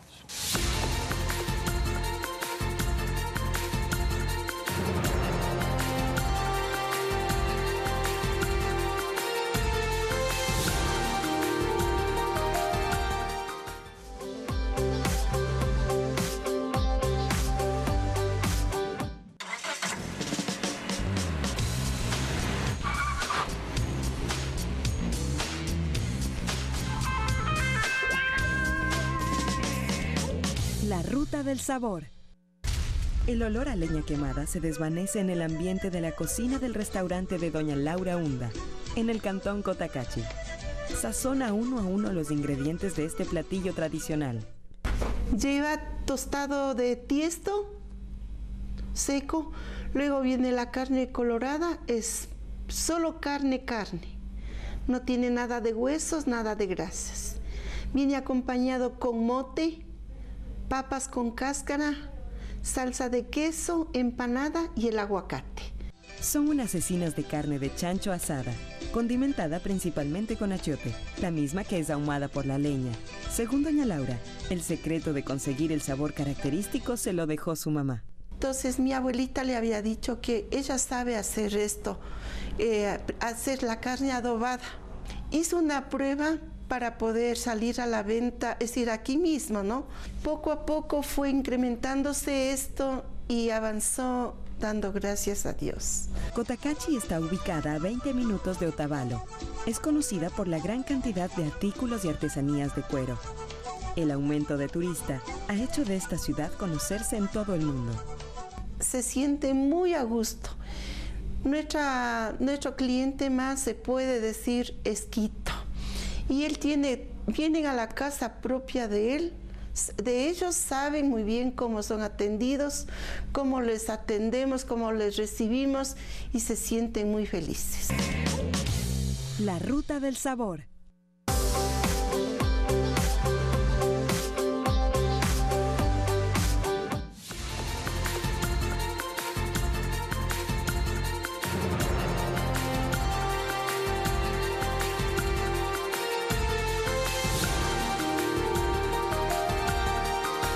Son las 7 de la mañana con 13 minutos en la Contraloría General y en la Fiscalía General reposa toda la documentación que sustenta la denuncia del gobierno por presuntas irregularidades cometidas en el desarrollo, en la contratación, desarrollo, construcción de 5 proyectos emblemáticos de la administración de Rafael Correa. 3 empresas, con la supervisión de la Organización de Naciones Unidas, determinaron un sobreprecio de 2.450 millones de dólares.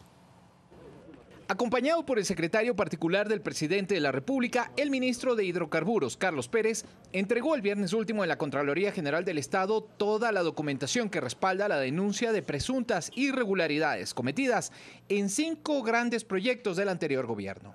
Se trata de la Refinería Estatal de Esmeraldas, la Refinería del Pacífico, el Terminal Marítimo Monteverde, el Poliducto Pascuales Cuenca y la planta de gas natural Bajo Alto. La Contraloría deberá determinar los responsables de los hechos que se denuncian como parte de sus tareas de control.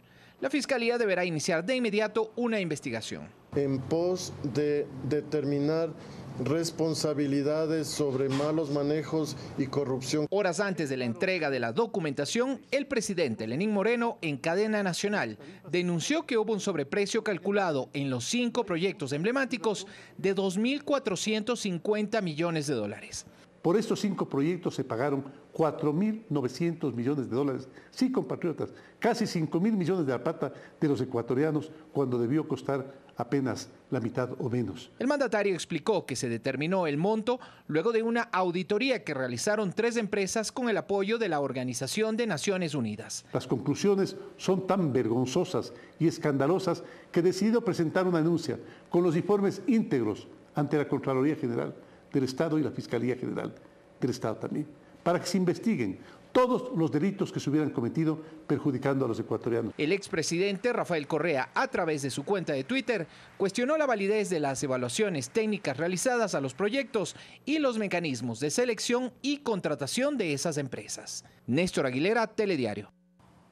No pocas interrogantes surgen en torno a esta información. Por ejemplo, la calidad del involucramiento de la Organización de las Naciones Unidas en este proceso. ¿Qué clase de aval, qué clase de sustentación prestó la Organización de Naciones Unidas? Y también las perspectivas, es decir, las consecuencias de todo esto, las perspectivas del proceso de estos resultados de investigación en el sistema de justicia ecuatoriano. Son temas que esperábamos tocar esta mañana en una entrevista con Juan Sebastián Roldán, secretario particular del presidente de la República, quien nos acaba de decir que no puede, por alguna razón que no conocemos, acudir a esta entrevista. Esperamos abordar estos temas en siguientes emisiones. Pero vamos a lo siguiente que teníamos preparado, un simulacro frente a un eventual tsunami. Se prepara para fines de este mes. La Secretaría de Gestión de Riesgos busca fortalecer su capacidad de respuesta junto a otras instituciones. La Secretaría de Gestión de Riesgos prepara para este jueves 31 de enero un simulacro de tsunami en 5 provincias del perfil costero y las Islas Galápagos. El ejercicio apunta a incrementar las capacidades de respuesta de los actores del Sistema Nacional Descentralizado de Gestión de Riesgos para un mejor monitoreo y respuesta ante posibles tsunamis, contribuyendo a la generación de conciencia ciudadana y promoviendo una cultura de prevención, informó la institución. Se calcula que sobre las zonas de riesgo habitan unas 670.000 personas. La actividad de la Secretaría también apunta a fortalecer su capacidad de respuesta frente a otros fenómenos de la naturaleza, no menos peligrosos como los aguajes y los oleajes. Un reciente evento en las costas del país, con olas de hasta 1,8 metros, afectó a 584 personas. Los oleajes se presentan por la acción de vientos lejanos o locales sobre la superficie del mar, causando olas de gran energía que se desplazan hacia la zona costera. Los aguajes tienen que ver con las mareas que ocurren cada 14 días, durante las fases de luna nueva y luna llena, y producen que el nivel del mar ascienda más de lo normal durante la pleamar y descienda por debajo de lo normal durante la bajamar. El aguaje máximo provoca incremento del nivel del mar y llegada de olas con mayor energía. Durante los últimos días de 2018, el trabajo de la Secretaría de Gestión de Riesgos se enfocó también en la prevención de hechos relacionados con el uso de la pirotecnia. En el feriado de Año Nuevo se registraron 6 personas heridas por ese motivo. Sin embargo, entre enero de 2018 y enero de 2019 se registraron 5 personas fallecidas por esa causa. Néstor Aguilera, Telediario. 7 de la mañana, 18 minutos. Alexandra Ocle, secretaria nacional de Gestión de Riesgos, se encuentra esta mañana aquí. Gracias por acudir a esta invitación. Hoy por hoy, más allá de las buenas intenciones de la Secretaría del Trabajo, que es evidentemente arduo e imperativo, la pregunta es, hoy por hoy, ¿el país está preparado para un fenómeno de este tipo? ¿Un tsunami? Buenos días. Gracias, Eduardo. Buenos días. Un saludo a toda la ciudadanía. Efectivamente, creo que hay avances importantes en la política de gestión de riesgos en el Ecuador. Y esos avances nos permiten decir que sí, que hay un nivel mayor de preparación, pero obviamente siempre será insuficiente. Por eso nuestro trabajo aterriza en un primer momento en trabajar en la prevención.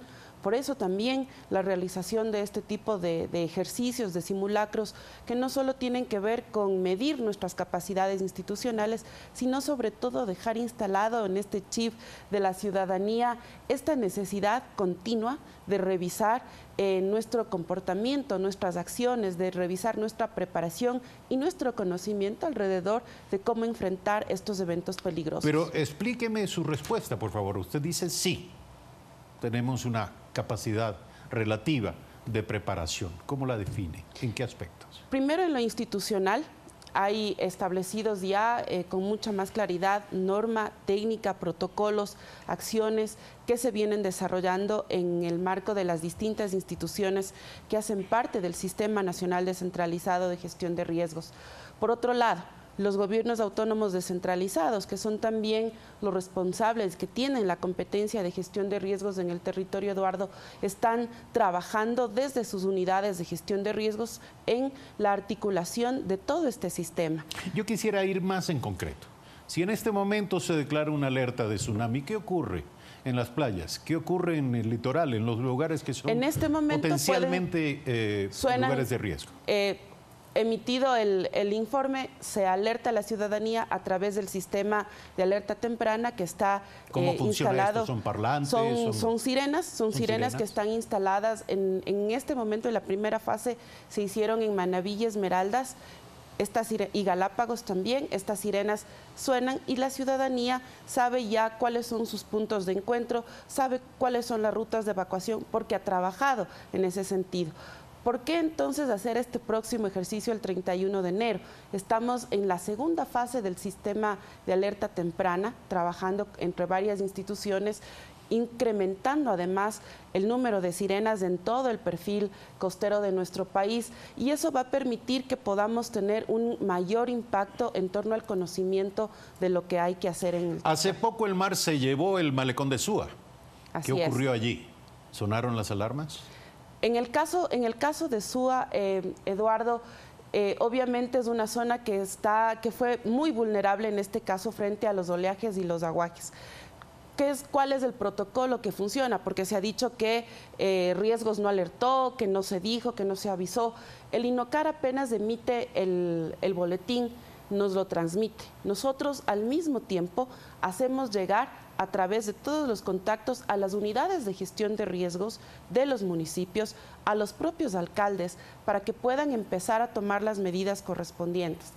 Eso permite que obviamente podamos estar alertados y preparar nuestros mecanismos de respuesta en torno a los distintos eventos. Y esto debe operar las 24 horas. Y opera las 24 hay horas. Gente digamos, de su secretaría aquí, que no duerme. No, todos nosotros, digamos, la Secretaría está alerta todo el tiempo, 24/7, no hay feriados ni diferencia. Todos nosotros siempre estamos en alerta frente a la ocurrencia de cualquiera de los fenómenos, de los eventos peligrosos. Por tanto, hay los mecanismos adecuados para la información, hay los mecanismos y hay la política nacional a través del Plan Nacional de Respuesta para que las instituciones puedan preparar precisamente su respuesta institucional. Ahora, esto ya tiene que ver con una recurrencia de este tipo de fenómenos en los últimos tiempos. No sé si es solamente que ahora nos enteramos, antes no nos enterábamos tanto, pero el hecho es que nos parece que cada vez son más frecuentes los tsunamis en el mundo. Son más frecuentes este tipo de eventos, por ejemplo, los oleajes, porque como decía el reportaje, tenemos aguajes que se dan cada 14 días, ¿no es cierto?, precisamente por la acción lunar, pero sí, estos fenómenos se vuelven más frecuentes porque también hay un tema que hay que discutirlo en el país y que lo estamos haciendo conjuntamente con el Ministerio de Ambiente, que es cambio climático y desastres, ¿no es cierto? La gestión de desastres en ese contexto. Es decir, es un hecho que está aumentando el nivel del mar. Es un hecho y creo que frente a eso es muy importante y les hemos hecho notar a los gobiernos autónomos descentralizados, sobre todo a los municipios, de la importancia de trabajar mucho más en la planificación, Eduardo, en el ordenamiento territorial, en el uso del suelo, porque lo que no puede pasar es que la próxima vez volvamos a tener construidas a filo de playa viviendas o este tipo de emprendimientos que son importantes para las familias. No puede volver a pasar, sí, claro, pero lo que no puede pasar es que otra vez en el malecón de Súa tengamos ubicadas en plena zona, en pleno perfil costero, a estas cabañitas que prestan un servicio turístico de alimentación, que son emprendimientos familiares y que obviamente hay que fortalecerlos y hay que recuperarlos, pero hay que brindar también la seguridad tanto para esas familias que emprenden como para el turista y para la zona, porque cada vez y cuando no vamos a poder reconstruir nuevamente este tipo de negocios. Infórmenos sobre la actividad que se va a desarrollar en torno a este simulacro. Esta actividad... ¿Cuándo? ¿Cómo? El 31 de enero es una fecha además recordatoria para el Ecuador. En el año de 1906 se dio un tsunami en las costas de Esmeraldas y obviamente esa fecha nos permite entonces poder, primero, no perder la memoria sobre lo importante que es estar preparados frente a la ocurrencia de un evento peligroso como puede ser un tsunami, y segundo también porque nos permite por un lado articular nuestra respuesta institucional, pero sobre todo trabajar con la ciudadanía, con los gobiernos autónomos descentralizados en la identificación de cuáles son nuestras rutas seguras, de cuáles son los puntos de encuentro, de qué es lo que necesito hacer para reducir esta capacidad, el riesgo en cada una de las zonas y para proteger a la población que está bajo nuestra responsabilidad. Entonces, el último día de enero se va a llevar a cabo el simulacro. ¿A qué hora? Vamos a estar desde la mañana, digamos, siempre no decimos la hora exacta para poder hacer el ejercicio, para medir la reacción, pero intentaremos que sea en el transcurso de la mañana. Vamos a cubrir una población aproximadamente de 670 personas en todo el perfil. 670.000, perdón, personas que están que cubren esta población en todo el perfil costanero. Y nosotros tuvimos el año anterior una participación aproximadamente de 100.000 personas entre las instituciones, pero la ciudadanía, que es lo más importante, porque las instituciones de alguna manera estamos preparándonos recurrentemente.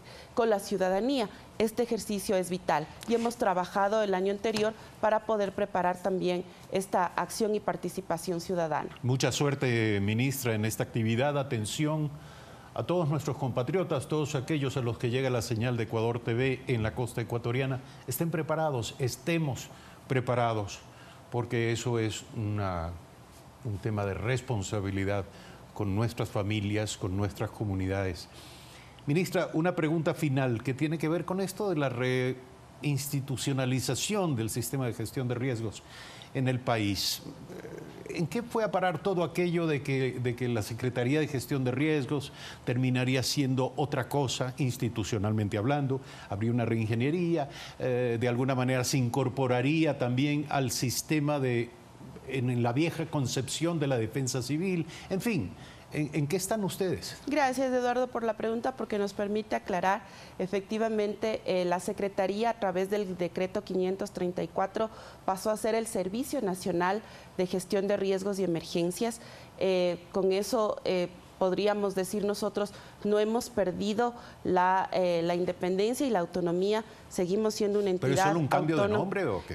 No solo es un cambio de nombre, es también de hecho se han aumentado competencias para el servicio y obviamente nosotros tenemos que revisar nuestros productos como tal, los que ofrecemos a la ciudadanía desde la política de gestión de riesgos. Seguimos coordinando el Sistema Nacional Descentralizado de Gestión de Riesgos y hoy quizás un cambio fundamental, Eduardo, es contar con un comité que, digamos, este comité permite que podamos articular a las distintas instituciones. Está el Ministerio de Finanzas, por ejemplo, con quienes la política económica tendrá que ser tratada de forma recurrente para... ¿Qué otro ministerio está? El Ministerio de Vivienda, está también Semplades y el Ministerio de Defensa. ¿Por qué no está el Ministerio de Educación, le pregunto? Bueno, con educación ya venimos trabajando, no hace parte del comité, pero eso no significa que nuestra articulación y trabajo interinstitucional no esté planteado. Con educación tenemos ya larga data en torno al trabajo que realizamos, es con quienes más hemos podido generar una serie de protocolos que están articulados en el sistema educativo. Entonces no puedo llamarla Secretaria Nacional de Gestión de Riesgos. Directora Nacional. Directora Nacional del Servicio. Directora Nacional del Servicio Nacional de Gestión de Riesgos y Emergencias. Gracias por estar aquí. A ustedes un gusto siempre. Transportistas pesados no sufrirán alza de diésel. El Poder Ejecutivo enviará una aclaratoria al decreto 619. Esto queda aclarado a través de un comunicado especial de la Presidencia de la República en el que se hace un alcance a esta información. Atención, en el curso de nuestras entregas informativas de la jornada estaremos ampliando la información sobre esto y, por supuesto, recogiendo las reacciones de los sectores involucrados. 7 de la mañana, 30 minutos. Gracias, amigas y amigos, por seguirnos. Mañana, 6:55, nuevamente en Primera Impresión. Muy buenos días.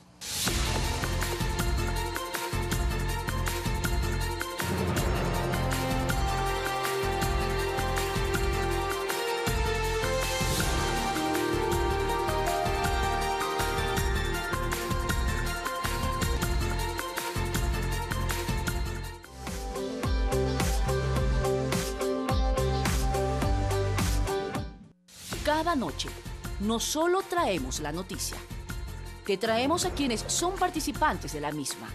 Entrevistas de importancia sobre las coyunturas del momento, investigación, frontalidad, información veraz. Imparcialidad ante los hechos.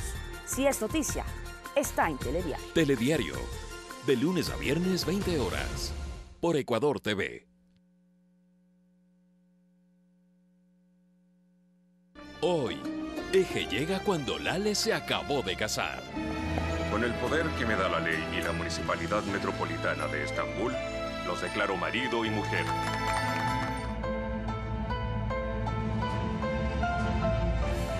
Seida confiesa a su hija que Kerim no es su verdadero padre. No está bien, yo ya tengo un papá. Azul, ya te lo dije. Él no es tu papá. Estás mintiendo. Mi último deseo. Hoy, 21 horas. Por Ecuador TV. Comparte la emoción.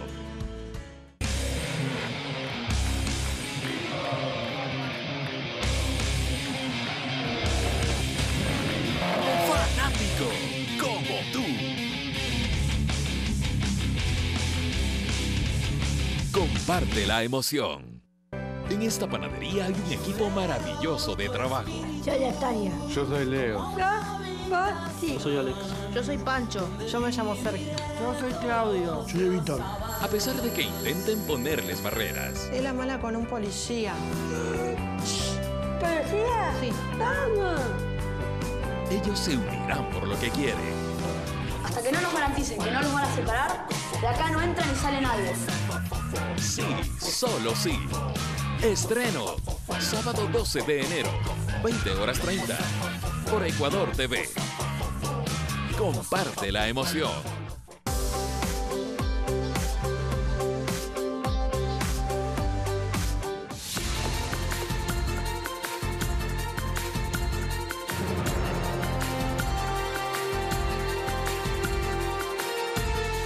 Amigos, muy buenos días, bienvenidos y bienvenidas a Telediario. Ya en nuestro segundo bloque informativo les contamos distintos temas, noticias de Ecuador y del mundo. A propósito del tema de los subsidios, la Secretaría Nacional de Comunicación emitió el viernes último un comunicado en el que ratifica lo anunciado por el presidente Lenín Moreno y el ministro de Economía y Finanzas Richard Martínez sobre el costo del diésel para cualquier tipo de transporte de pasajeros, carga o escolar. El precio oficial no se incrementará y se mantendrá en $1.037. El documento también indica que el diésel para uso industrial mantendrá el subsidio estatal hasta definir mecanismos focalizados que permitan optimizar los recursos destinados a este hidrocarburo. Es $1.03.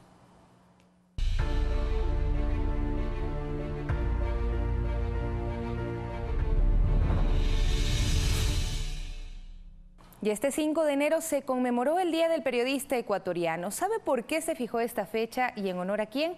Pues se lo contamos enseguida. El primer periodista ecuatoriano fue un genio, fue una de las personalidades más importantes de nuestra historia. Era médico, abogado y desde luego publicó el primer periódico de la historia nacional que se llamaba Las Primicias de la Cultura de Quito. Se llamaba Francisco Eugenio de Santa Cruz y Espejo. Fue en honor a su publicación el 5 de enero de 1792 que se fijó esta fecha para reconocer la importancia del periodismo. Era un periódico de opinión y básicamente recogía los temas que estaban discutiéndose en esa época. La prensa desde entonces comienza a ser un baluarte de los derechos de la gente. A lo largo de los años el periodista se profesionalizó, pero la esencia de este oficio no ha cambiado. Así lo explican jóvenes de las facultades de comunicación. El país necesita que salgan personas formadas primero, pero con una base, teniendo un criterio para que su primer objetivo sea decir la verdad. Creo que es un rol importante para la sociedad, creo que sí podemos colaborar dando la información pertinente. Una labor que desde sus inicios marcó un riesgo. Espejo, después de haber publicado su periódico, fue reducido a prisión. Pasó un tiempo en prisión y salió y murió precisamente a causa de las enfermedades adquiridas en la cárcel. Pero sin ir muy lejos, acabamos de tener 3 periodistas ecuatorianos que acaban de ser asesinados precisamente buscando información. La conmemoración se realiza este 2019, mientras se espera el veto parcial del Ejecutivo a las reformas de la Ley Orgánica de Comunicación, normativa que traza el camino para el trabajo y la responsabilidad de los medios de comunicación con la sociedad ecuatoriana. Ahora hay 4 o 5 puntos que seguiremos discutiendo. Todavía hay un tiempo de 14 días para que el presidente se pronuncie sobre el veto parcial que pueda haber. Queremos que la ley cumpla la libertad de expresión con estándares internacionales. El Día del Periodista además es una fecha para ratificar ese compromiso de quienes lo ejercen con la ciudadanía. Olga Velasco, Telediario. Mientras que en la parroquia Picaigua, provincia de Tungurahua, la Unión Nacional de Periodistas propuso a la municipalidad que las calles del recinto ferial Xuyurco cuenten con la nomenclatura de los 3 comunicadores y 4 militares asesinados por grupos irregulares en la frontera norte. De Xuyurco de la ciudad de Ambato se inauguró 7 calles de un circuito vial que llevarán los nombres de los 3 miembros del equipo periodístico del diario El Comercio: Javier Ortega, Paul Rivas y Efraín Segarra. Ricardo Rivas agradeció a las autoridades municipales por el reconocimiento. Y cuando mueren realmente es cuando se olvida, cuando se quita su recuerdo de la mente de las personas. Para nosotros es muy grato que el pueblo ambateño nos de este gesto de solidaridad después de una tragedia tan grande que enlutó no solamente al periodismo, sino a todos los ecuatorianos. La Unión Nacional de Periodistas de Tungurahua incluyó los nombres de Wilmer Álvarez, Luis Mosquera, Jairón Sandoval y Sergio Jordán, que fallecieron en marzo de 2018 en Mataje. Es muy significativo para todos nosotros porque se hace un reconocimiento al trabajo que realizan nuestros soldados día a día. Rendir este tributo a personas que cayeron en función de su trabajo. Esta propuesta se la planteó al seno del Consejo Cantonal de Ambato. Con este homenaje sencillo pero muy sentido para todos y cada uno de los familiares de nuestros colegas periodistas. La nueva nomenclatura con los nombres de los comunicadores y militares se colocarán en las calles que se ubican en el recinto ferial de Xuyurco. Máximo Barba, Telediario. Cambiemos de tema, pues este fin de semana la policía efectuó una revisión en el centro de detención provisional en Quito, mientras un intento de motín se reportó en el centro de adolescentes infractores Virgilio Guerrero.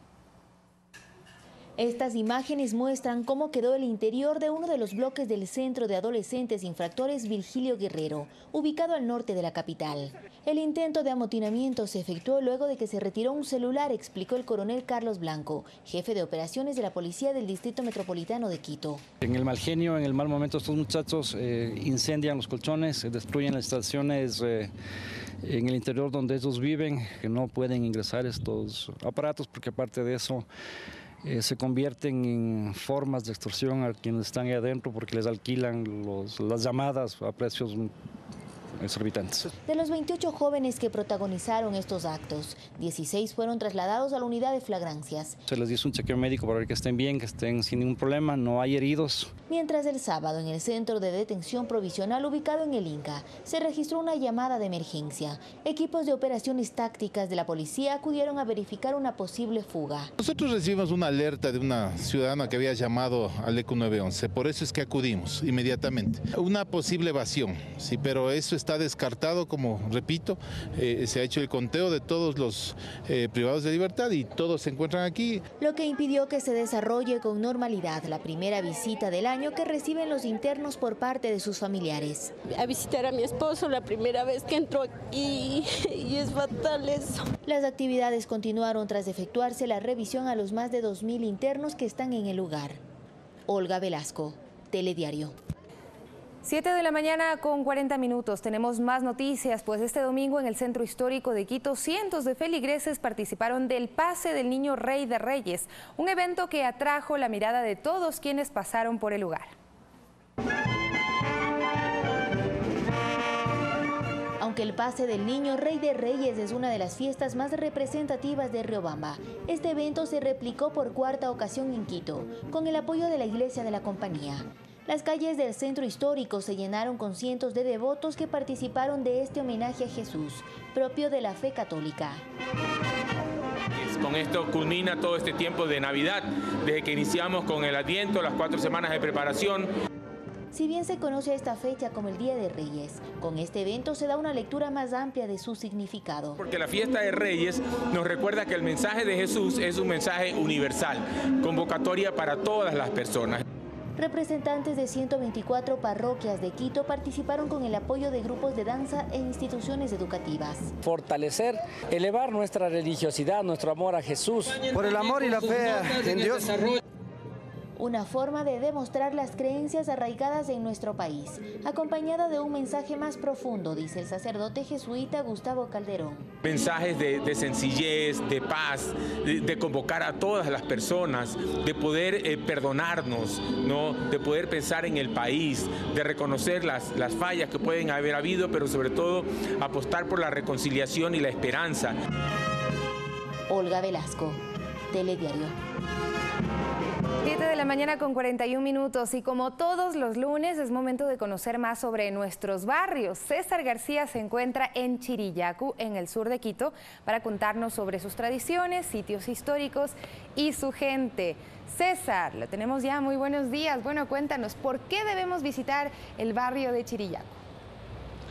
¿Qué tal, Sofía? Un barrio con muchas tradiciones, principalmente en el área deportiva. Quien no ha venido a jugar acá, el tradicional ecuavole y también los cocos, la pelota nacional.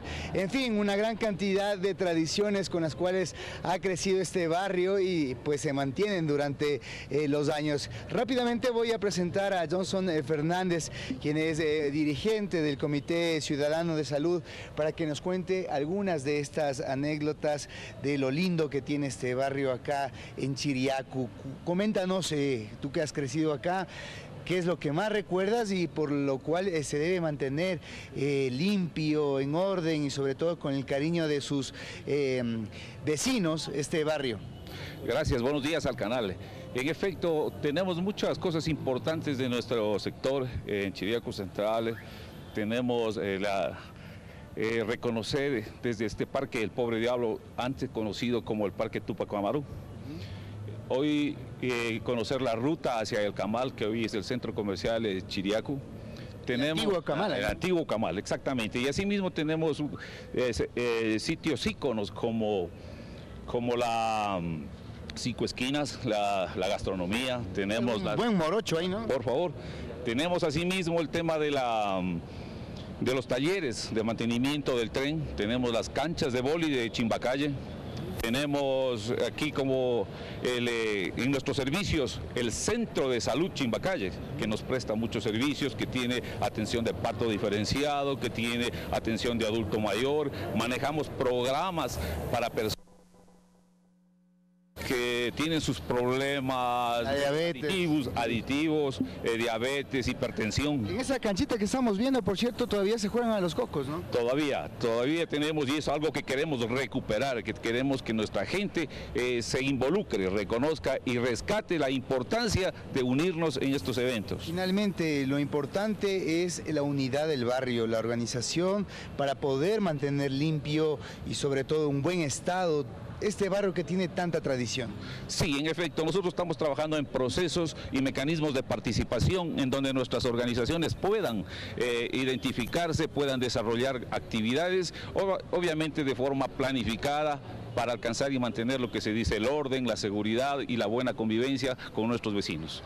Perfecto, más adelante vamos a estar conversando con los integrantes de este tradicional barrio ubicado en el centro sur de la ciudad, para que ellos mismos nos cuenten un poco al respecto de qué tiene su barrio para mostrar. Ya hemos mencionado algunas de las cualidades, pero sin embargo es muy importante que su gente, quienes hacen precisamente los barrios, nos cuenten sus experiencias. De esta manera nos despedimos momentáneamente, nos vemos en pocos minutos en Más Cerca. Mientras tanto, Sofía, tú sigues con más de Telediario.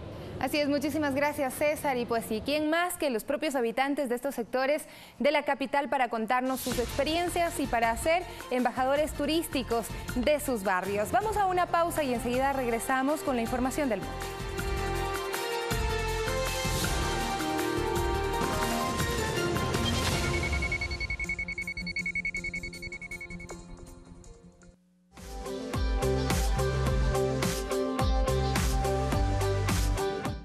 Este martes en Memoria del Futuro, la purificación de aguas residuales gracias a la composición de la cáscara de camarón. Una iniciativa de urnas ecológicas que contribuyen a nutrir los espacios naturales. Y el cuidado de autos, ropa y tejidos, con productos formulados por la nanotecnología. Las buenas ideas están en Memoria del Futuro. Este martes a las 23 horas, por Ecuador TV. Comparte la emoción. Las historias continúan y Christian Johnson te invita a conocer cómo se ganan la vida los ecuatorianos en Estados Unidos. Algunos lo hacen conduciendo. Todo el mundo me conoce como Paquita la del... Otros vendiendo el sabor de nuestra tierra. ¿Cuál es el secreto de la espumilla ahora? Oh, el secreto, la guayaba. Entérate qué labores hacen los ecuatorianos en el extranjero. ¿Por qué te gusta hacer esto? Porque así me gano la vida. 593 Ecuador, todos los sábados a las 19 horas, por Ecuador TV. Comparte la emoción. Calor intenso. Nieves perpetuas. Rutas extremas. La guía básica para sobrevivir y ser a prueba de todo. Sobreviviente.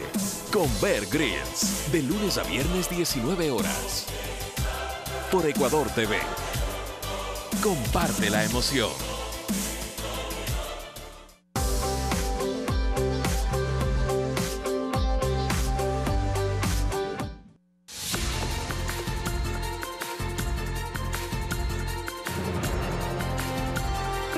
Información internacional. Se sintió el eco femenino de los denominados chalecos amarillos. El grupo de mujeres se reunió por primera vez en varias ciudades de Francia en la 8ª jornada de protesta social contra el gobierno de Emmanuel Macron.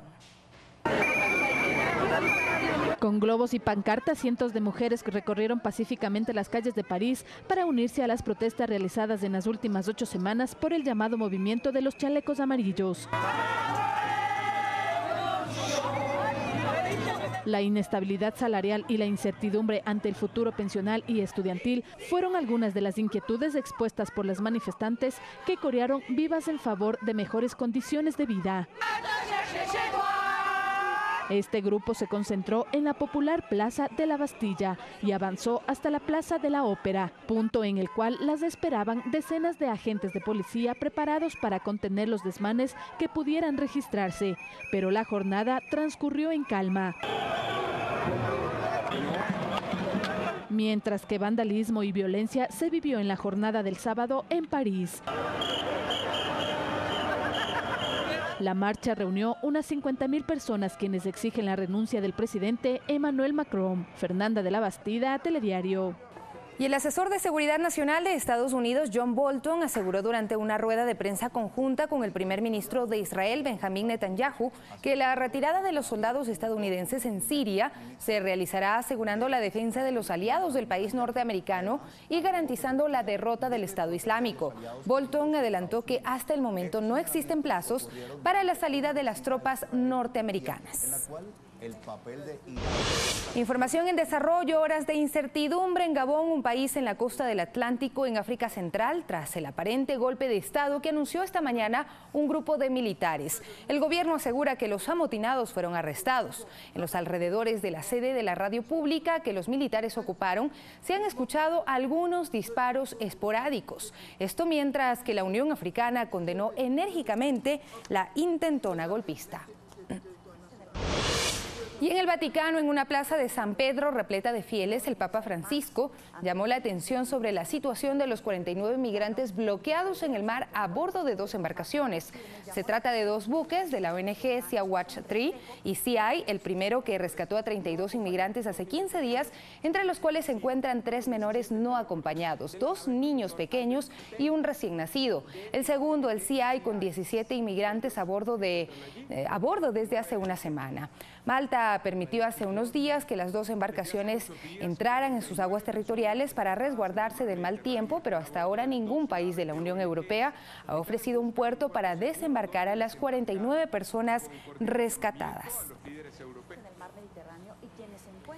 Volvemos a temas nacionales para contarles que sillas de ruedas, colchones y atención médica a personas con discapacidad fueron entregadas por la misión Las Manuelas en el sur de la capital. Magdalena Inaquiza fue una de las personas beneficiadas. Hace 7 años ella sufrió un accidente cerebrovascular. Con una sonrisa y sus brazos abiertos, Magdalena recibió en su silla de plástico a la que le adaptaron ruedas junto a su esposo a los brigadistas de Las Manuelas en la ciudad de Ibarra, en el sur de Quito. Pienso que esa silla es también para llevarle a caminar, o sea, por lo menos ya se va a salir de aquí, ya no solo va a estar sentada. La mujer de 70 años, madre de 8 hijos, sufrió hace 7 años un accidente cerebrovascular. Ahorita estamos silla de rueda para bañarse, esas sillitas, ya estamos más felices como sillita no tenía, no podía sacar ningún lado. El hogar de Magdalena forma parte de los 10.000 que han sido intervenidos por Las Manuelas en la provincia de Pichincha, según la Secretaría del Plan Toda una Vida. El Ministerio de Salud Pública, con su equipo médico del barrio y los equipos de atención integral de salud, realizan visitas semanal y mensualmente a nuestros pacientes con discapacidad.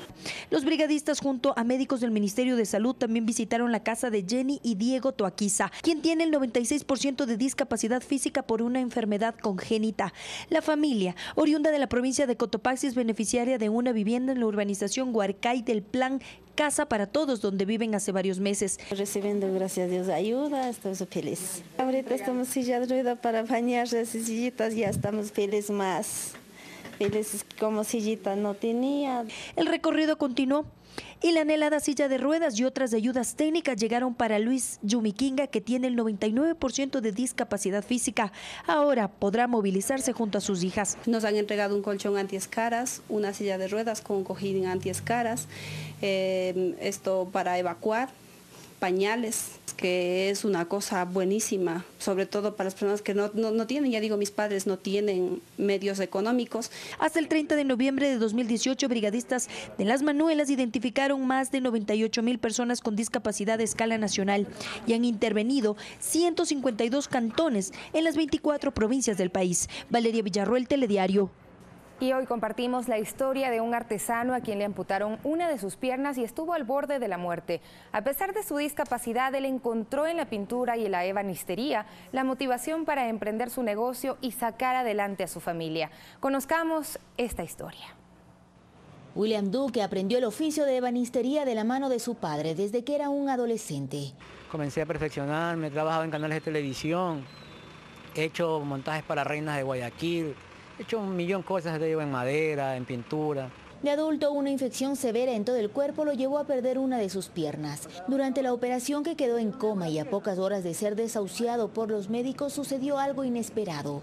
Yo tengo diabetes, tengo un cuadro de septicemia por una ampolla que me salió en el pie y de un rato a otro se me infectó todo el cuerpo y me tuvieron que hospitalizar. 5 días en coma, cogido y aferrado a una piedra brillante en el cielo, en el espacio, andaba volando yo los 5 días. Ya, al 7.º día me iban a desconectar porque ya no daba esperanza de vida a los doctores. Y me caí, al 5.º día me caí de la piedra y me levanté. Yo soy un milagro de Dios porque la diálisis a mí me la quitaron y eso no le quitan a nadie, ya, porque mis riñones comenzaron a evolucionar. Aunque reconoce que su vida es un milagro, también enfrentó momentos difíciles. Yo lo vi a Dios, yo le vi una túnica blanca y con la cara brillante y me dijo: eso ya no te pertenece a ti, hijo. Y no sabía qué era. Cuando me levanté, me toqué la pierna y era mi pierna que ya no tenía. A sus 49 años, esposo y padre de 2 hijos, su testimonio es un ejemplo de superación. Que nadie se deje vencer de eso. Te cuento una anécdota. El otro día un señor, bueno y sano, me golpeaba la puerta y que le dé una caridad. Yo le digo: pero usted pide caridad. Yo sin una pierna, yo no pido caridad, le digo. Yo ando trabajando, yo trabajo, le digo. Tú estás bueno y sano y no trabajas, le digo. Imagínate, yo debería pedir plata, le digo, pero yo no lo pido porque yo me siento capaz de hacer todavía. Olga Velasco, Telediario. 7 de la mañana con 54 minutos. Continuamos con más noticias, pues a octubre de 2018 se registró a más de 25,000 menores de edad en acogimiento institucional, según datos del Ministerio de Inclusión Económica y Social. Conozcamos en qué casos los niños y niñas y adolescentes no permanecen bajo el cuidado familiar. Brian tiene 16 años. Junto a su hermano viven en la Fundación Henry Davis desde hace 8 años. Cuenta que proviene de un hogar en el que enfrentó violencia. Escuchaba y veía cómo mi padrastro le pegaba a mi mamá y yo me ponía a llorar y eso me asustaba mucho. Kerly llegó a la fundación hace 9 años. Uno de sus padres tiene una adicción. Mi mamá no pasaba con nosotros, salía de la casa, nos decía que ella regresaba, llegaba muy tarde. Mi papá es alcohólico. Ellos son parte de los 2.520 menores de edad que permanecen en una casa de acogida según los datos del Ministerio de Inclusión Económica y Social. Miguel Moreira, quien dirige esta fundación ubicada en Conocoto, señala que el apoyo es integral para los menores de edad que llegan mediante una disposición de las autoridades judiciales o porque un familiar los dejó. Les brindamos aquí gratuitamente a los niños vivienda, ellos viven aquí en esta institución, les damos alimentación, educación, cuidados médicos, psicológicos. Y expresa su preocupación tras ser notificado por el juez Bolívar García, de la Unidad Judicial de la Familia, Mujer, Niñez y Adolescencia de la Mariscal, de recibir a 3 menores con discapacidad. Manifiesta que no cuenta ni con la infraestructura ni el personal adecuado.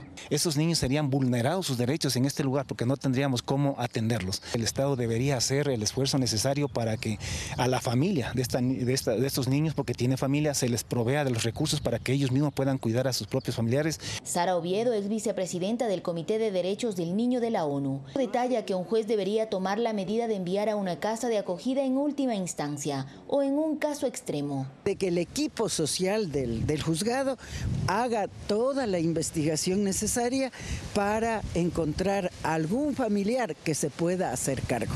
Por ello dice que es necesario desarrollar una política de fortalecimiento familiar, en la que todas las instituciones se articulen y el menor de edad pueda crecer con su familia en un ambiente que garantice sus derechos. Deben averiguar por qué razón no está recibiendo la persona cuidadora de esos niños el bono y tomar una medida de protección.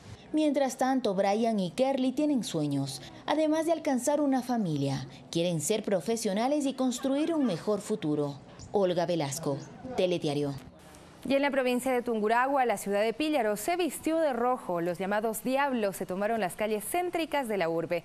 De acuerdo a la tradición, los danzantes portan máscaras adornadas con cuernos de toro, venado, búfalo y corderos que llaman la atención de los visitantes en esta gran fiesta popular. Son 13 partidas de danzantes de la Diablada Pillareña, que se toman las calles céntricas de la ciudad de Píllaro los 6 primeros días del mes de enero de 2019. Las comparsas bailan al ritmo de las bandas de pueblo, que marcan el paso de los diablos. Casi unas 5 horas bailando, el descanso y la misma. La verdad, una sensación increíble. Sus vestimentas son muy atractivas, muy hermosas. Los turistas nacionales y extranjeros disfrutan de cada una de las comparsas, que llevan máscaras de distintos tamaños. Esto es una tradición que viene hace muchos años atrás, nuestros antepasados. Freddy Zunaula es uno de los artesanos que elabora las máscaras para la Diablada, a más de personalizar su trabajo al gusto del cliente. Por lo general han sido Estados Unidos los que más se han vendido. Hay algunos turistas extranjeros que les podría interesar tener de colección. Las partidas más reconocidas son las de Marcos de Espinel, Tungipamba, La Florida, entre otras, donde participan más de 3.000 danzantes. Máximo Barba, Telediario.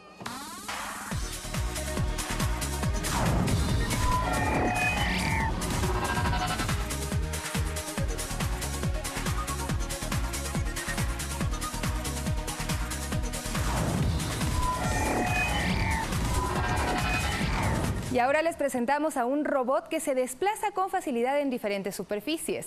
Velox fue desarrollado por la compañía Plant Energy Systems, pensado para hacer exploraciones y ayudar en misiones de rescate.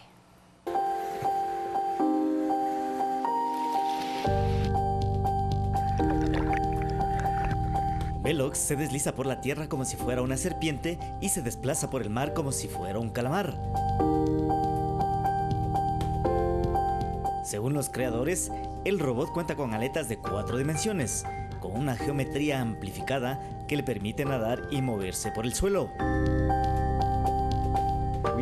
Empezamos a mirar eso desde el principio utilizando la física mecánica y llegamos en última instancia a algo que se parece a un pez o una mantarraya, las dos cosas a la vez. El Velox tiene la capacidad de conmutación dependiendo del espacio en donde se encuentre. En superficies menos rígidas como la nieve o la arena, Velox puede utilizar una combinación de sus 2 métodos de propulsión. Gracias a su flexibilidad y capacidad de adaptación, el androide puede ser utilizado para realizar misiones debajo del agua, como la exploración o ayudar en el rescate de personas. Cuenta con comunicación Wi-Fi, lo que lo hace posible recibir información en tiempo real. Su diseño único muestra que los androides podrían ser utilizados de manera efectiva en lugares más inhóspitos de la Tierra. Clever Guamaní, Telediario.